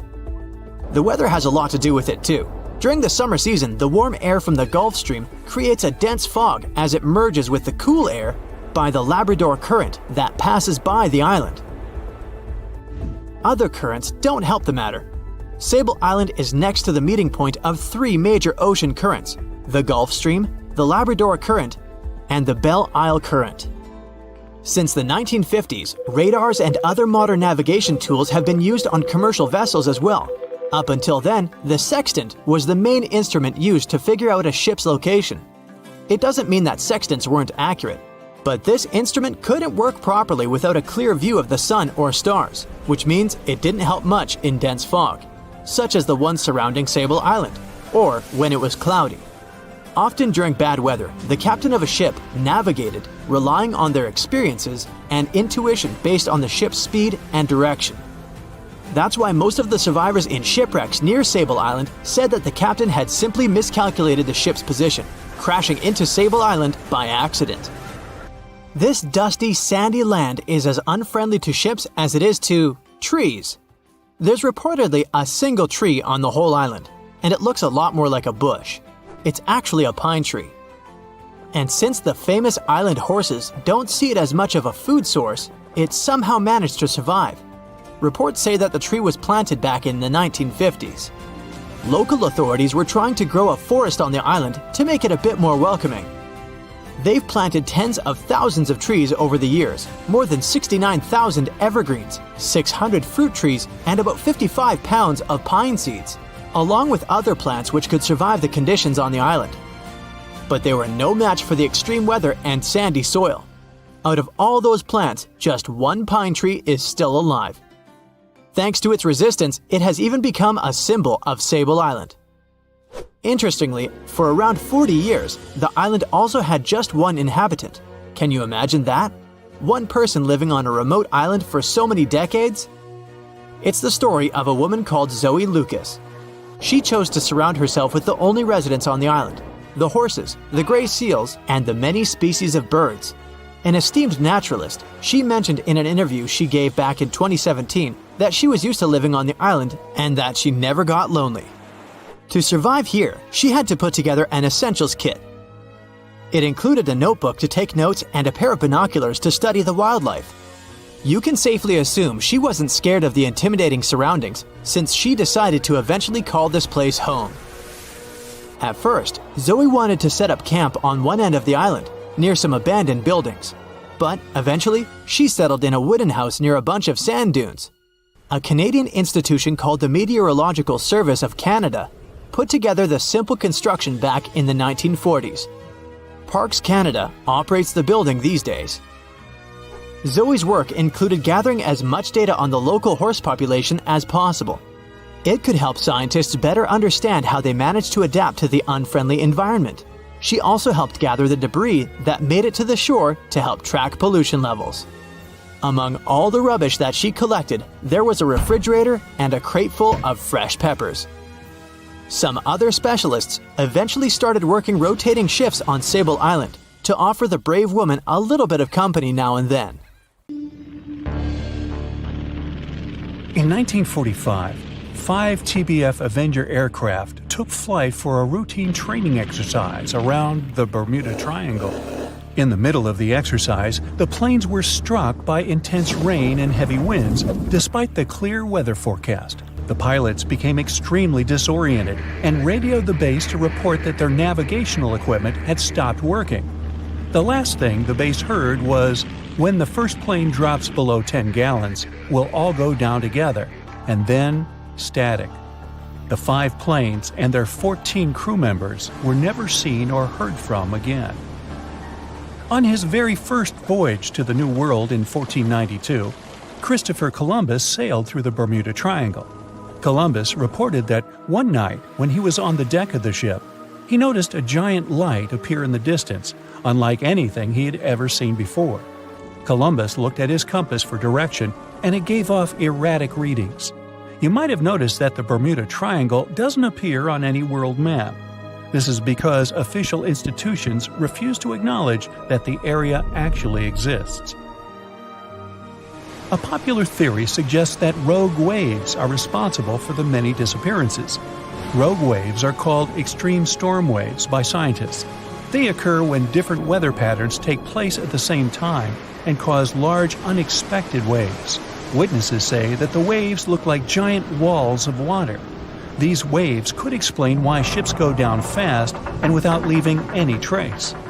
The Bermuda Triangle is home to some pretty intense and unexpected weather. Storms build up quickly and unexpectedly, then disappear soon after. If you blink, you might miss it. This could explain why few distress signals are issued. Pilots and sailors never saw the weather coming. No one knows exactly how many ships and planes have disappeared in the Bermuda Triangle. The rough estimate is 50 ships and 20 planes. Most of the time, the disappearances had no explanation and no wreckage has ever been left behind. Another bizarre theory trying to solve the Bermuda Triangle mystery comes from Charlie Berlitz. He insists that the area is home to the lost city of Atlantis. The missing ships and planes and malfunctioning equipment, according to him, were all caused by rays of energy let out by the special energy crystals that power Atlantis. While this sounds silly, Berlitz's theory was convincing enough that over 20 million people bought his book worldwide. In the year 1800, a large sailing vessel called the USS Pickering departed from the U.S. on its way to the West Indies. The ship sailed into the Bermuda Triangle along with its 90-man crew and was never heard from again. The USS Pickering was the first ever confirmed ship to vanish in the Bermuda Triangle. It's believed that the ship was taken out by a storm, but because no wreckage was ever found, we'll never know for sure. When the TBF Avenger planes went missing, a massive search operation was conducted. Boats and planes searched the Bermuda Triangle for any signs of the aircraft. One of the boats searching was a PBM-5 Mariner airboat. The airboat took flight at 7:27 p.m. and called in a routine radio message 3 minutes later. Then, it was never heard from again. No trace was ever found of the rescue airboat or the 5 Avenger aircraft. An enormous investigation was launched into the disappearance of all these vehicles, but nothing was ever discovered. This particular area of the ocean is one of the most heavily traveled shipping routes in the world. Some skeptics believe that this fact solves the mystery. Statistically, the busier the area, the higher the frequency of accidents and disappearances. While this makes sense, it's not the frequency of disappearances that's responsible for the mystery of the Bermuda Triangle. It's the lack of explanation or wreckage found. On the ocean floor, decomposing organisms let off large concentrations of methane gas that gets trapped under the water.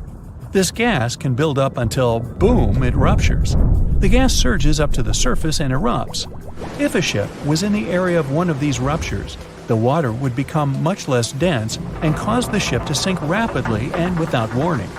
Scientists believe this could be the cause of the many disappearances in the Bermuda Triangle. While this theory makes a lot of sense, it doesn't seem too likely. The U.S. Geological Survey has stated that no large releases of gas are believed to have occurred in this area for the past 15,000 years. The ocean floor is made of rocks containing a lot of magnetite. It's more like iron. Magnetic fields react to high concentrations of magnetite on the ocean floor, which may start a sort of conflict between the two. It can often lead to various weather anomalies and, as a result, navigation issues. And, naturally, any changes in the ocean floor or the Earth's magnetic fields influence the Bermuda Triangle a lot. Since the magnetic field is constantly moving, it might be also taking the Bermuda Triangle with it. Now that people know where the triangle is, it's easy to avoid it. It supposedly moves eastward together with the magnetic poles, but scientists still can't answer where exactly it will be in a couple of years. Some people blame all the disasters on the extraterrestrial paranormal activity. Others suppose it's all about raging natural phenomena. There's another triangle in Lake Michigan. Just like the one near Bermuda, the Michigan Triangle got its shady reputation for some disappearances. The first recorded one dates back to 1679. A large vessel, one of the largest of that time, set out on an expedition, yet once it got in the sinister triangle, it never came back. Much later, an aircraft disappeared in this triangle. The skies are usually very clear there, but back in 1883, some people witnessed abnormal things in the area. Some claim to have seen large blocks of ice falling from the skies, and the crew even managed to save one as hard proof. Meanwhile, the Pacific Ocean mystery area is another sinister triangle. Off the south coast of Japan, not far away from Tokyo, there's a sea where plenty of ships met their doom, disappearing without a trace in these waters. They call it the Devil's Triangle. Some scientists believe the cause of anomalies is the environmental changes. Also, there's a really high concentration of methane hydrates on the bottom of the ocean in the Pacific Triangle area. You're deviating from your original course and sailing in the wrong direction. There's the Caribbean Sea near the triangle, peppered with small islands. The seafloor here isn't deep. The ship can get in shallow waters. And now the ship is stuck on a shoal, and you have no idea where you are. If this were the 21st century, the ship's captain would be able to reach the shore using GPS and other modern navigation. But the most interesting thing is that the compass would work correctly this time, since the magnetic North Pole hasn't already coincided with the true one for a long time in the territory of the Bermuda Triangle. The agonic line is somewhere far away from here. There are no problems with navigation now, but for some reason, this is where ships disappear. In fact, not just here. Throughout the Atlantic Ocean, there are places where many more ships were gone. The Bermuda Triangle is not even in the top 10 of such places. One of the main reasons why many ships are lost here is that one of the most popular shipping routes in the Atlantic passes through the Bermuda Triangle. And the more ships in one place, the more shipwrecks. Simple probability. Then, it just starts getting weird. Other theories say that there's a space-time rift in this region. Ships and planes fall into this rift and end up in the past or the future. But for some reason, there's not a single proof of this myth. There's no reason to think that the rift is hidden somewhere here. The base of an extraterrestrial civilization is located in the Bermuda Triangle. Visitors from other galaxies steal sea vessels along with the crew, so no one finds the wreckage of the ships. This is also a popular myth that has no scientific justification. The Kraken lives somewhere in the triangle. It's a huge squid that sinks ships and also is a legend that sailors tell each other. However, gigantic squids live in the depths of the ocean. They can grow to the size of half a train car, but no cases have ever been recorded where they sunk a large vessel. And in the area of the Bermuda Triangle, they have never ever been seen. People in the past didn't know about the existence of these creatures, so when they saw them for the first time, they described them as huge, terrible monsters. Giant squids are some of the most elusive creatures on Earth, and scientists had to use sonar equipment to find them. They don't like to leave the dark depths and are likely to be afraid of the sound of any ship. So, that should squash the squid as a suspect. Thick fog is rising over the ocean as the sun is slowly sinking towards the horizon. It's hard to see further away than a few dozen feet, but that's enough to notice a hulking, skeletal shape in the distance. As your ship approaches the figure, your heart beats faster, and then you make out the details of another vessel, abandoned by the looks of it. Ghost ships do exist, and their mysteries aren't always solved. Take MV Hoita, for example. It was a wooden vessel built in 1931 as a luxury yacht. It had served well to various people over 20 years before it was bought by a Samoan sailor and became a merchant ship. In 1955, though, Hoita's service came to an abrupt and mysterious end. On October 3rd, it set sail for another trading voyage that should have taken no more than 48 hours. Delays happen in the sea, so when Hoita didn't arrive on October 5th as scheduled, there was little worry yet. But then it failed to come on the following day too. There was no distress signal or any other sign of Hoita's presence anywhere between its departure and arrival points. A search and rescue party was dispatched to find the ship, and for 6 days, they were scouting the area of nearly 100,000 square miles. On October 12th, the mission returned to the base empty-handed. Hoita vanished without a trace. It was only a month later that another merchant ship, Tuvalu, noticed the missing vessel far away from its route, drifting in the open sea and listing heavily. The sailors boarded the ship and found that all of its crew and passengers, 25 people total, were missing, along with all the cargo the vessel had been carrying.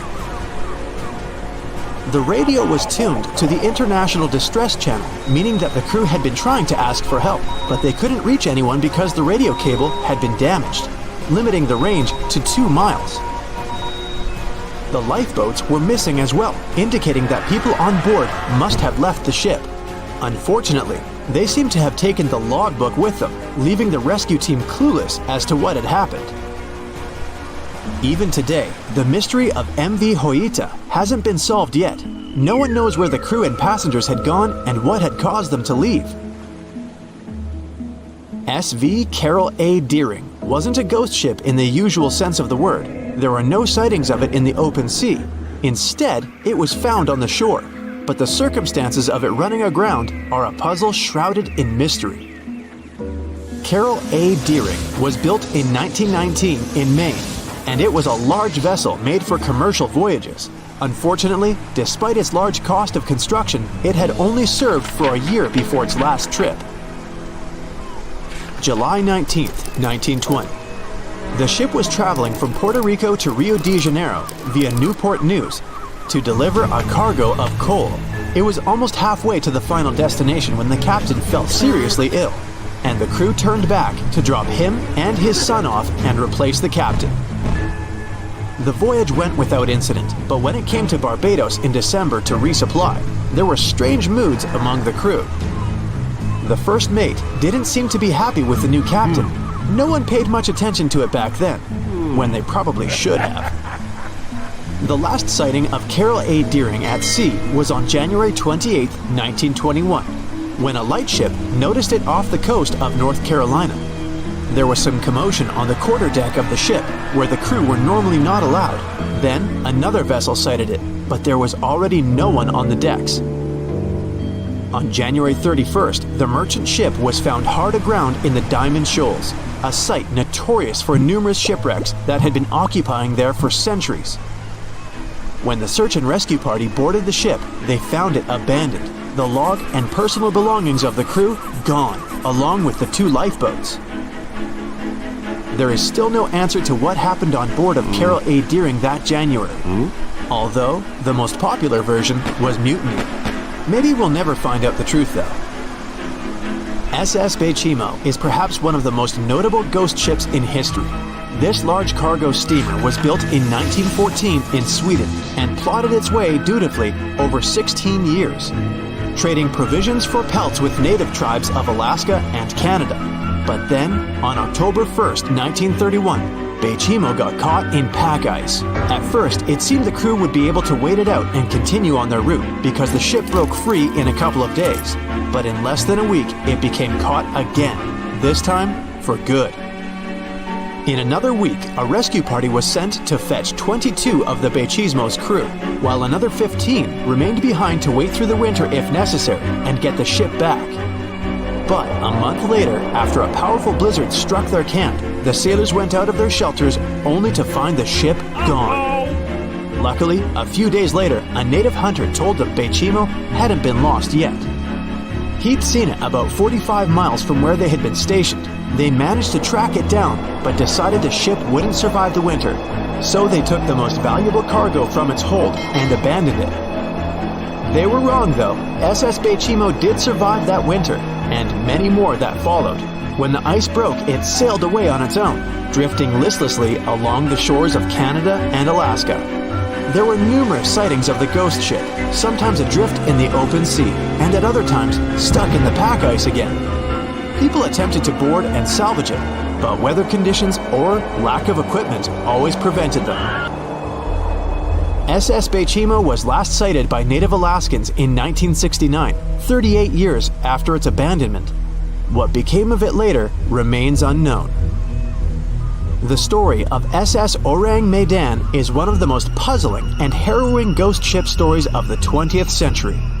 No one even knows for sure if the ship even existed in the first place. It wasn't recorded in Lloyd's Shipping, the International Register of Ships, which makes it either a tall tale or a vessel that avoided being officially recognized for some shady reasons. In any case, the accounts as to what happened to the Medan vary. According to most reports, it was carrying some unknown cargo in the Indonesian waters when a distress call was received by another ship in the vicinity. The officer on duty heard an SOS message, but its contents are different depending on the accounts. The message did not repeat, and the crew of Medan didn't answer to any attempts to contact it back. The ship that received the distress call hurried to the rescue, but they only reached the vessel the following day, when it was already drifting and slightly listing.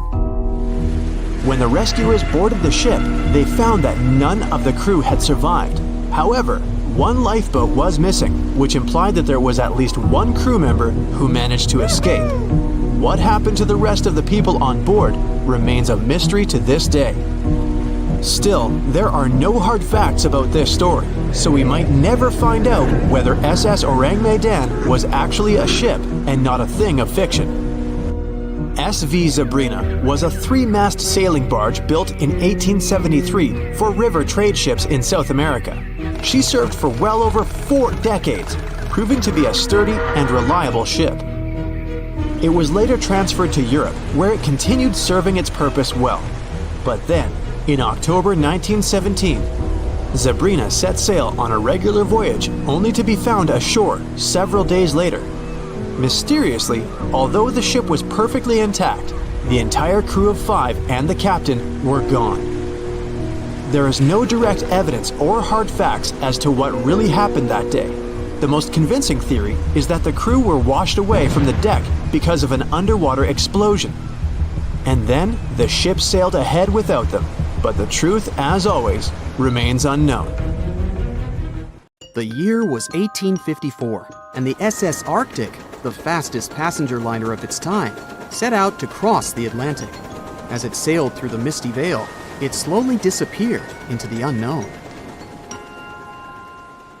The Collins Line, an American shipping company, was started in 1818 and only began seriously trading in the transatlantic by 1835. Its steamships crossed the Atlantic from Liverpool to New York within just 10 days. Doesn't sound like a great speed today, I know, but back then, the same thing took other ships several weeks. Light on the water with their wooden hulls, powering through with a strong steam engine, those steamships were the favorite choice for many high-profile people. What could go wrong with such an advanced ship, they thought. This reminds me of some other ship everyone believed to be unsinkable. But anyway, back to the Collins Line. It grew to be a serious contender on transatlantic routes, with only one other competitor, the Cunard's Line. It was a British company also aiming to be the main force through the Arctic Passage.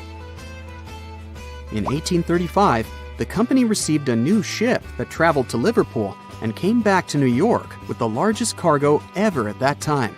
From then, the Collins Line was steadily growing. It seemed like there would only be future successes for it. Unfortunately, their lavish ships became costly to run with the amount of coal used. Massive power along with weak wooden hulls meant they needed many repairs after each voyage. So, every trip ended up being expensive. But since the ships were safe and had a great reputation, people were willing to pay the price, and the company was definitely not in crisis. They had achieved something no one had managed to do before them. Like I told you, their ships crossed the Atlantic in a whopping 10 days, and Edward Collins, the owner, was very determined to maintain the pace. Their 5 ships easily outran the Cunard's Line of only 3.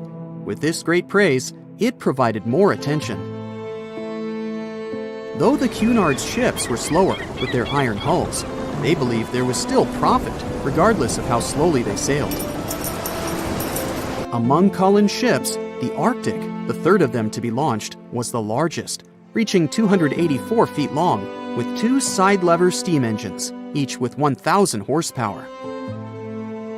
The paddle wheels made 16 revolutions a minute when at full speed. At the time of its launch, the press called it the most stupendous vessel ever constructed in the United States. But glamour and fame couldn't avoid what would come next. On the 27th of September, the Arctic was on its journey from Liverpool to New York, continuing a speed pace through the thick fog. It's possible that by that moment, after 4 years of record-breaking trips, the crew became overconfident with their sailing and the ship. Going only 50 miles from Newfoundland, they carelessly continued through the fog with no radio contact, sonar, or any other form of identifying objects, equipped only with Morse code. A smaller ship, the SS Vesta, which operated as a fishing vessel, often worked around Newfoundland. It was passing through the same path as the Arctic and crashed into its side. Shocked by the collision, the captain of the Arctic offered help to the much smaller Vesta, but it was soon clear that the damage that seemed minor on the Arctic was far worse. Beneath the waterline, a hole was letting water into the hull. The cost of the much faster wooden hull now seemed less valuable. They steered toward land, trying to plug the holes, but they weren't doing so well, and the seawater continued to pour in, filling up higher and pushing the ship down. And finally, once the engine room was full, it put out the boilers, taking away the massive power the Arctic was once legendary for.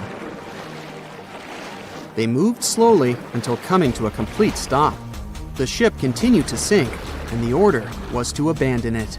At the time, maritime law allowed for the Arctic to carry only 6 lifeboats, only capable of saving 180 people.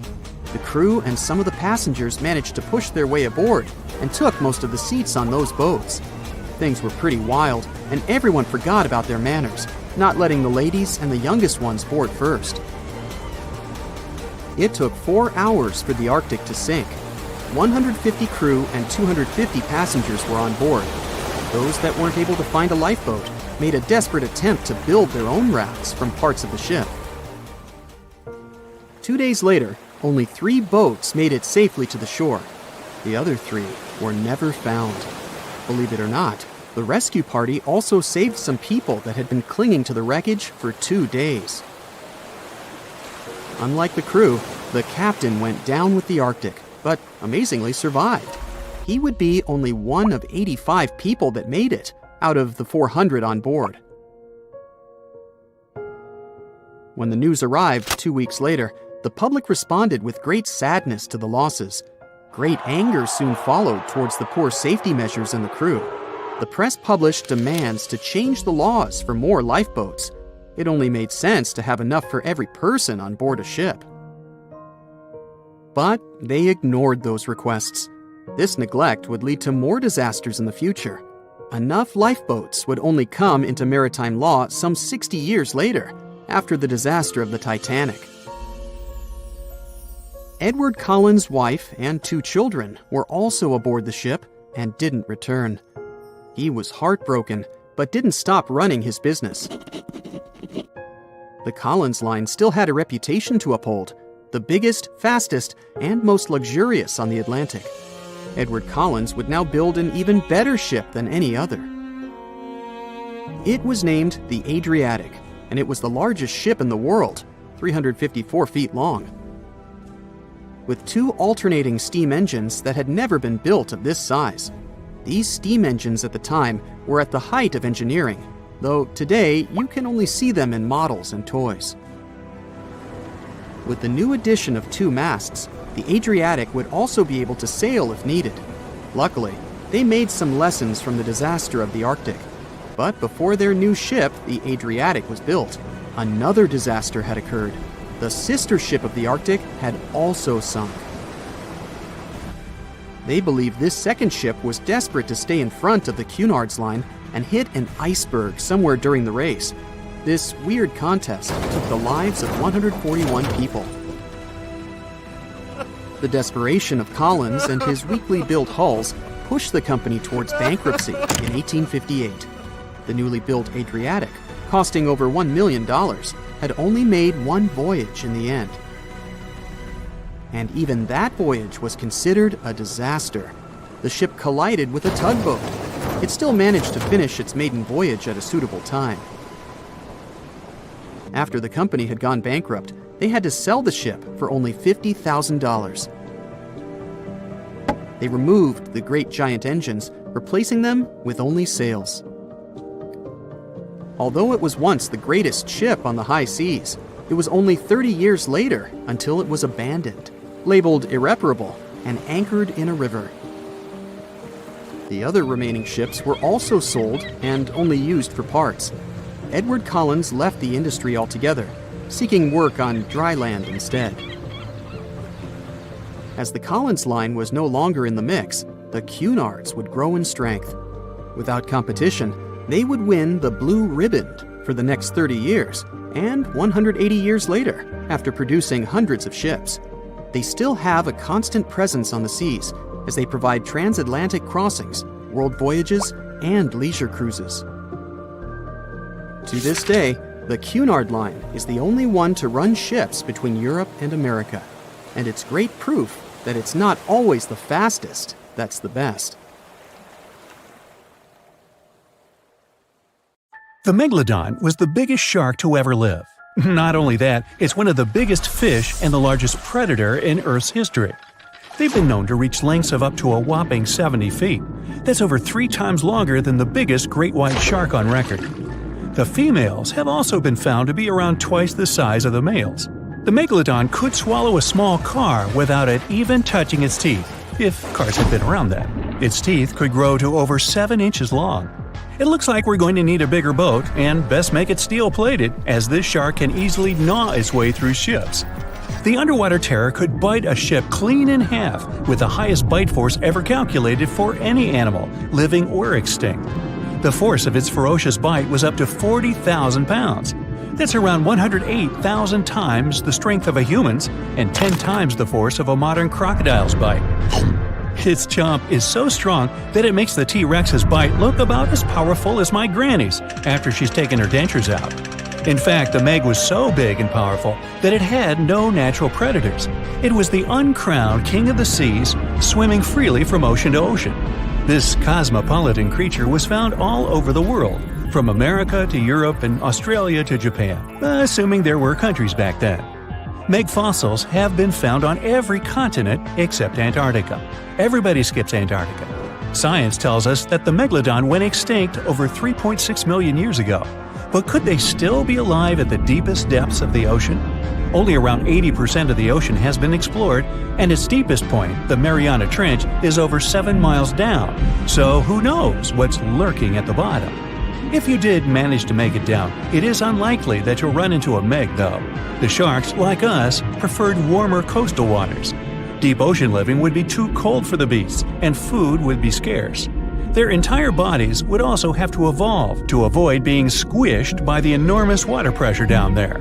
It's unlikely they're still around, but not impossible. Some good news, if you do run into one, is that the shark is pretty unlikely to eat you. You are way too small a meal for the megalodon, even if you have a couple of friends with you. This guy eats whales that are over 50 feet long. If you're having a beach party, though, it's a different story. In a beach full of swimmers, the shark very well might creep up, scooping several humans into its giant mouth without even chewing.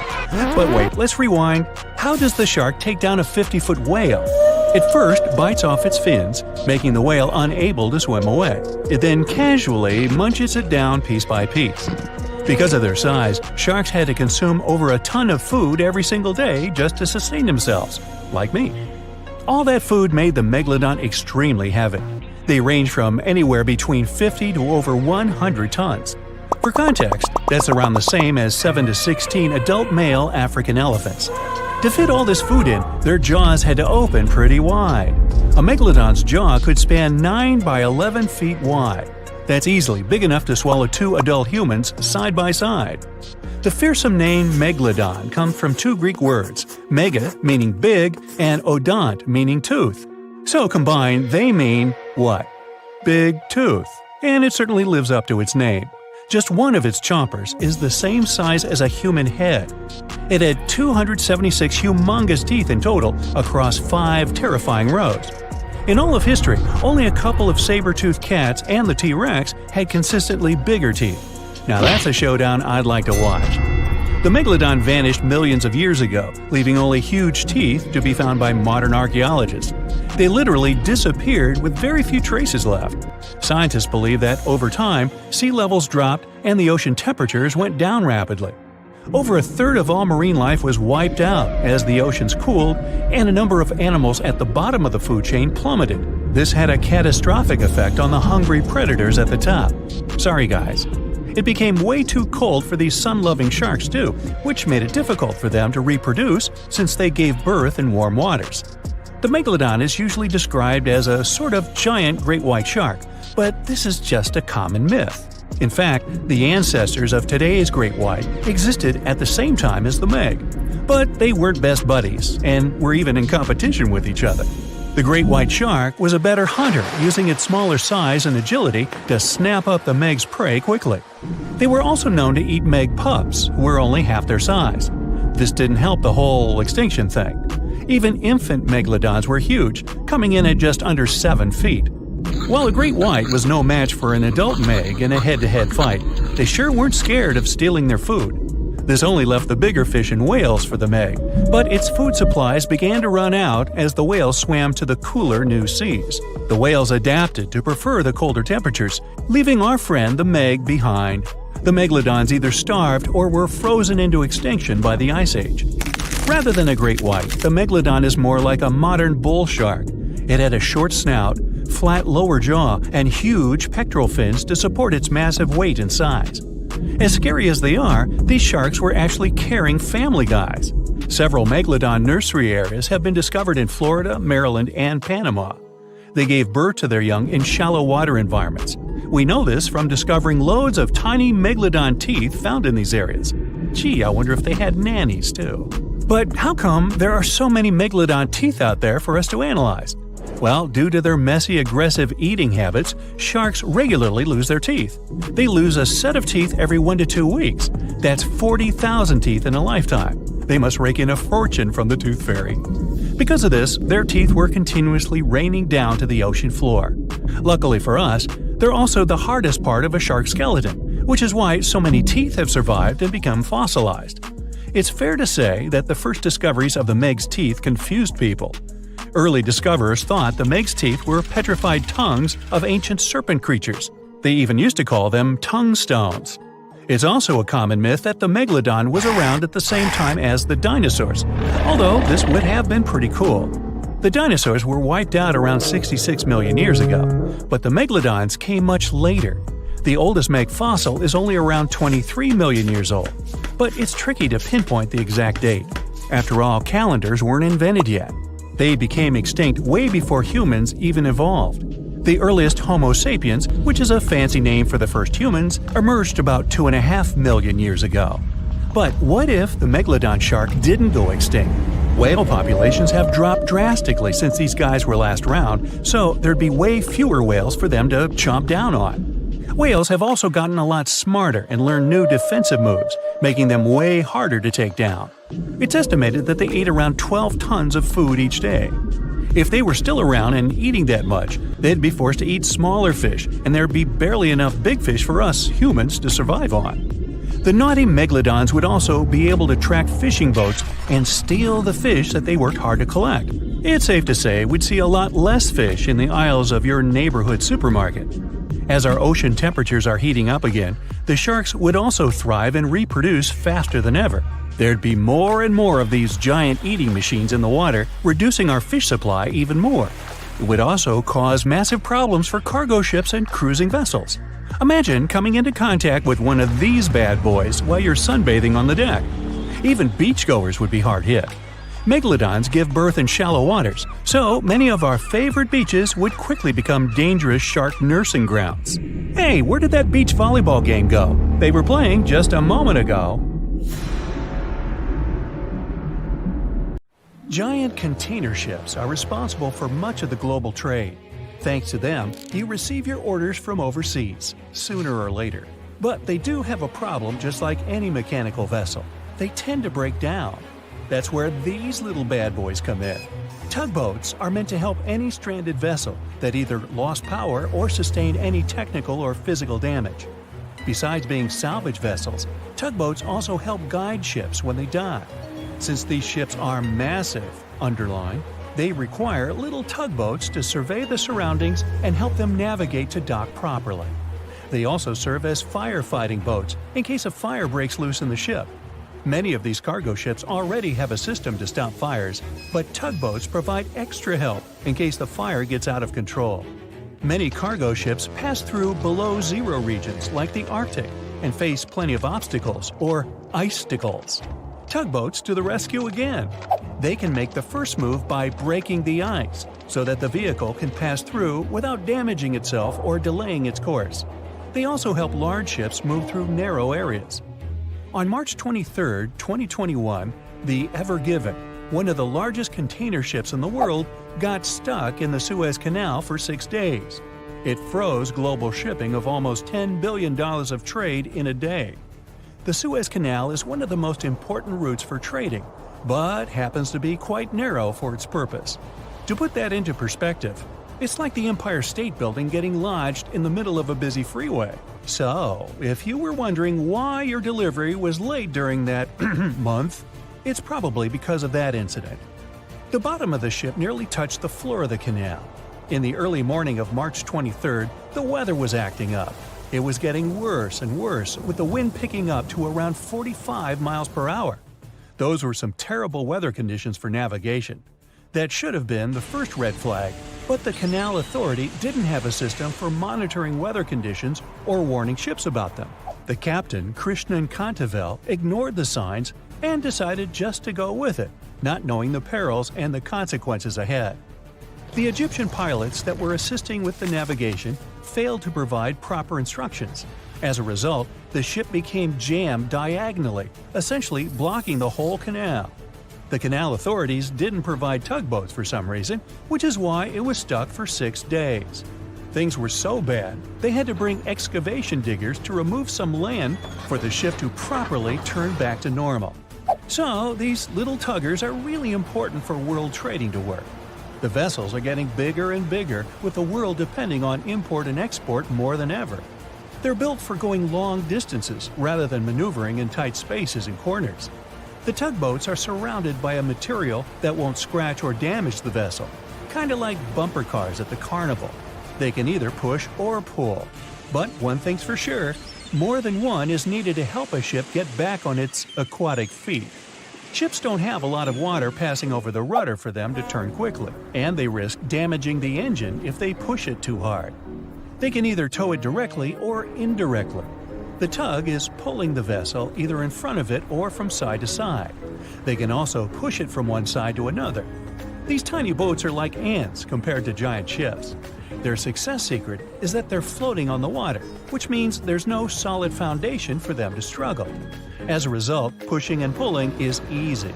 Many newer tugboats have 2 large diesel-powered engines. There are also some electric models which are good for the environment and still do their job well.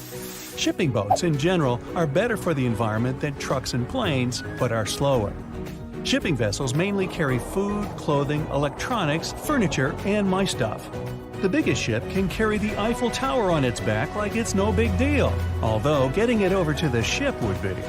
They're 1,000 times more powerful than a regular car. If all the containers in the world were arranged in a pile, it would cover half the planet. If you ever walked on a beach in the 90s and saw what appeared to be a rubber ducky, you weren't dreaming.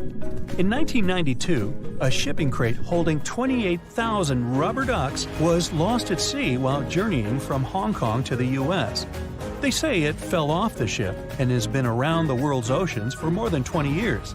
What seemed like a horrible accident that would leave dire consequences for the world's marine ecosystem proved to also be helpful for us to learn and understand the world of plastic pollution and how the ocean currents work.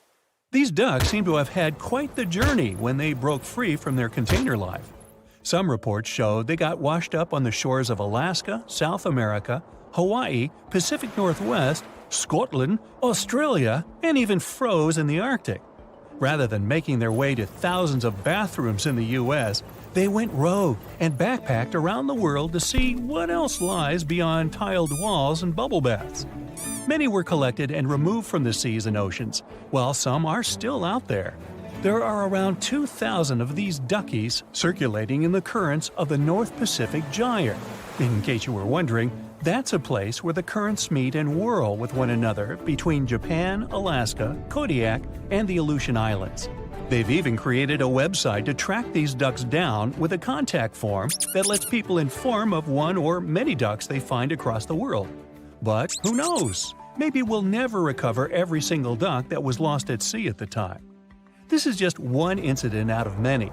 Studies show that at least 2,000 to 10,000 shipping containers are lost at sea every year. Many containers that do slip off and fall into the sea don't always sink to the bottom. They're floaters. On the downside, they don't float high enough to become colorful islands that are easy to notice.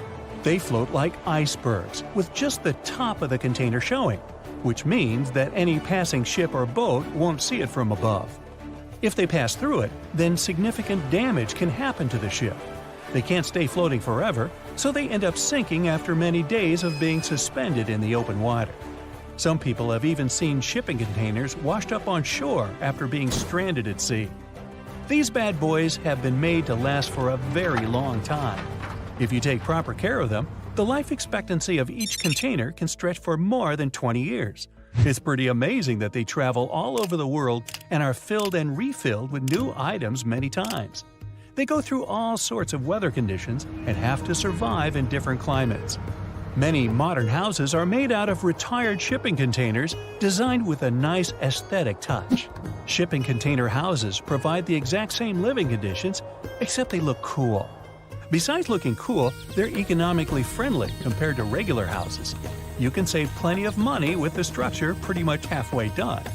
All that's needed is just a little foundation and a few adjustments here and there, and boom, you've got yourself a house. You're also doing the world a favor by contributing to the environment. Those homes are recycled containers that have just been refurbished and polished for anyone to live in. They're good enough to live in freezing conditions and scorching weather. The industry is booming, so you can have your new home delivered to you within 10 weeks. You can customize it before they build it for you. It's easy to transport since it's not heavy, it's just bulky. You can predict your cost without the surprise payments that might follow. Many of these containers start their journey in a steel yard and travel all over the world. And in the end, they retire in a nice piece of land and host families that will get to be a part of their history. Wow, I can hardly contain myself. Ships and planes disappearing without a trace. Passengers never seen or heard from again. Reports of strange lights in the sky. No, these aren't scenes from an upcoming Hollywood blockbuster, but some of the strange occurrences reported for over a century in an area ominously dubbed the Graveyard of Lake Ontario, also referred to as Canada's Bermuda Triangle, or the Marysburg Vortex.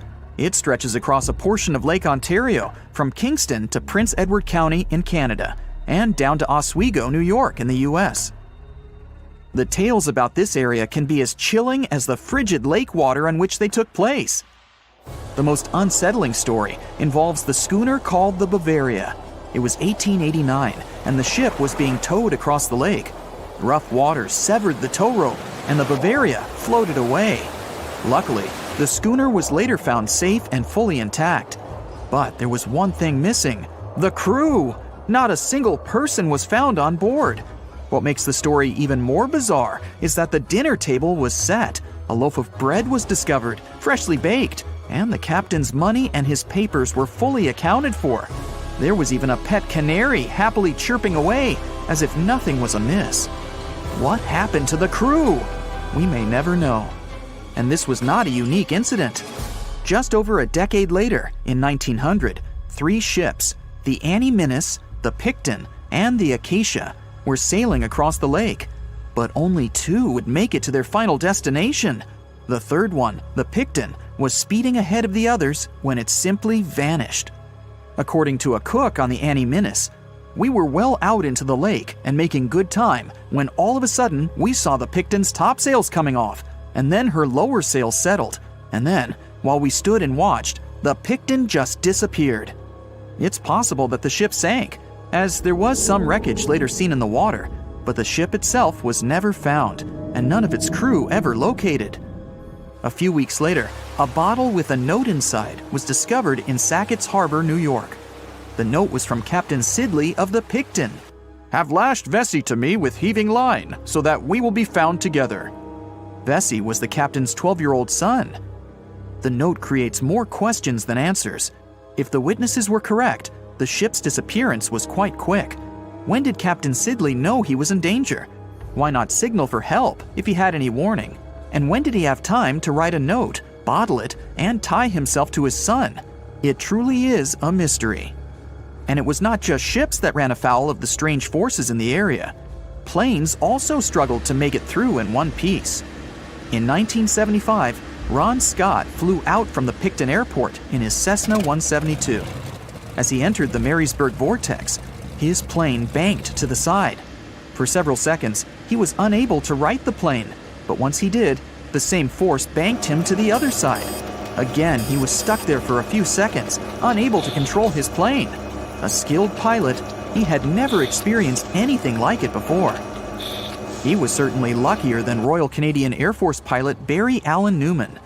Newman was at the same spot back in 1952, when he lost control of his jet and crashed into the lake. To this day, his body has not been found. In total, over 270 ships and at least 40 planes have met a tragic end in this area. And adding to the mystery, sometimes people report a series of bright lights or orbs, or a dark ship hovering in the sky. These are even harder to explain. Witnesses willing to report them are adamant they are true. Sid Wells said he watched a strange shape like a multifaceted diamond slowly spinning in the sky, and then it just disappeared. Others claim to have seen it too. Of course, the Marysburg Vortex is just one of several places around the world known as vile vortices, a term coined by biologist and writer Ivan T. Sanderson. He discovered 12 other equally spaced areas on the surface of Earth where funny things happen. The best known of these, of course, is the dreaded Bermuda Triangle. Situated in the Atlantic Ocean between Bermuda, Florida, and Puerto Rico, it has been blamed for the disappearance of thousands of people. They went in, on boats or in planes, but they never came out. Even the explorer Christopher Columbus experienced the mystery of the Bermuda Triangle during his first voyage to America in 1492. He said the compasses pointed in the wrong direction, the sea levels seemed to change dramatically, and he even spotted strange lights in the sky. In 1918, the USS Cyclops, which was one of the US Navy's biggest fuel ships, disappeared there. Since the 309 crew members were declared lost at sea when the Cyclops vanished, it's seen as the largest loss of life in the history of the US Navy in a single incident. At the time, the weather was good. The one message sent that day from the ship indicated no issues or concerns, and a distress signal was never sent. A thorough naval investigation followed. Its conclusion? Many theories have been advanced, but none that satisfactorily accounts for the ship's disappearance. In other words, the investigators were stumped. There's also the Dragon's Triangle, located in the Pacific Ocean. The most disturbing story involves a group of Japanese vessels that disappeared in the 1950s. When researchers were sent to investigate what happened, they too disappeared. In each case, it's impossible to truly know what occurred, and it's easy to get caught up in stories of giant sea monsters lurking beneath the waves. Who doesn't like a good scare? And Sanderson was willing to accept the possibility of such stories being true. He believed the vile vortices that he studied could be explained by anything from a wrinkle in the space-time continuum to magnetic abnormalities to underwater people. Of course, Sanderson was not only a huge fan of strange places, he also wrote about strange creatures like Bigfoot and the Loch Ness Monster. His skills as an impartial scientist are questionable, though. In 1948, he claimed that some three-toed footprints found at Clearwater Beach in Florida were proof of 15-foot-tall penguins, arguing that they were impossible to fake. In 1988, Tony Singerini revealed that he and his friend, attaching some cast-iron feet to his high-top sneakers, were behind the giant penguin hoax. So maybe Sanderson isn't the most reliable source after all, but there are also some very compelling and wholly natural explanations. Let's look specifically at the Marysburg Vortex. It's entirely possible that ships like the Bavaria and the Picton were done in by a mix of bad luck and bad weather. Unsettled weather is certainly not uncommon on Lake Ontario, and flash storms on the open water can prove dangerous to the most skilled sailor. And even today, with advances in weather forecasting, we get it wrong all the time. Back then, there was no way to predict that a storm was just around the corner. And the weather was just one issue. Historian Mark Seguin said that the area was always known to be dangerous, as the lake bed quickly becomes shallow along the eastern shore.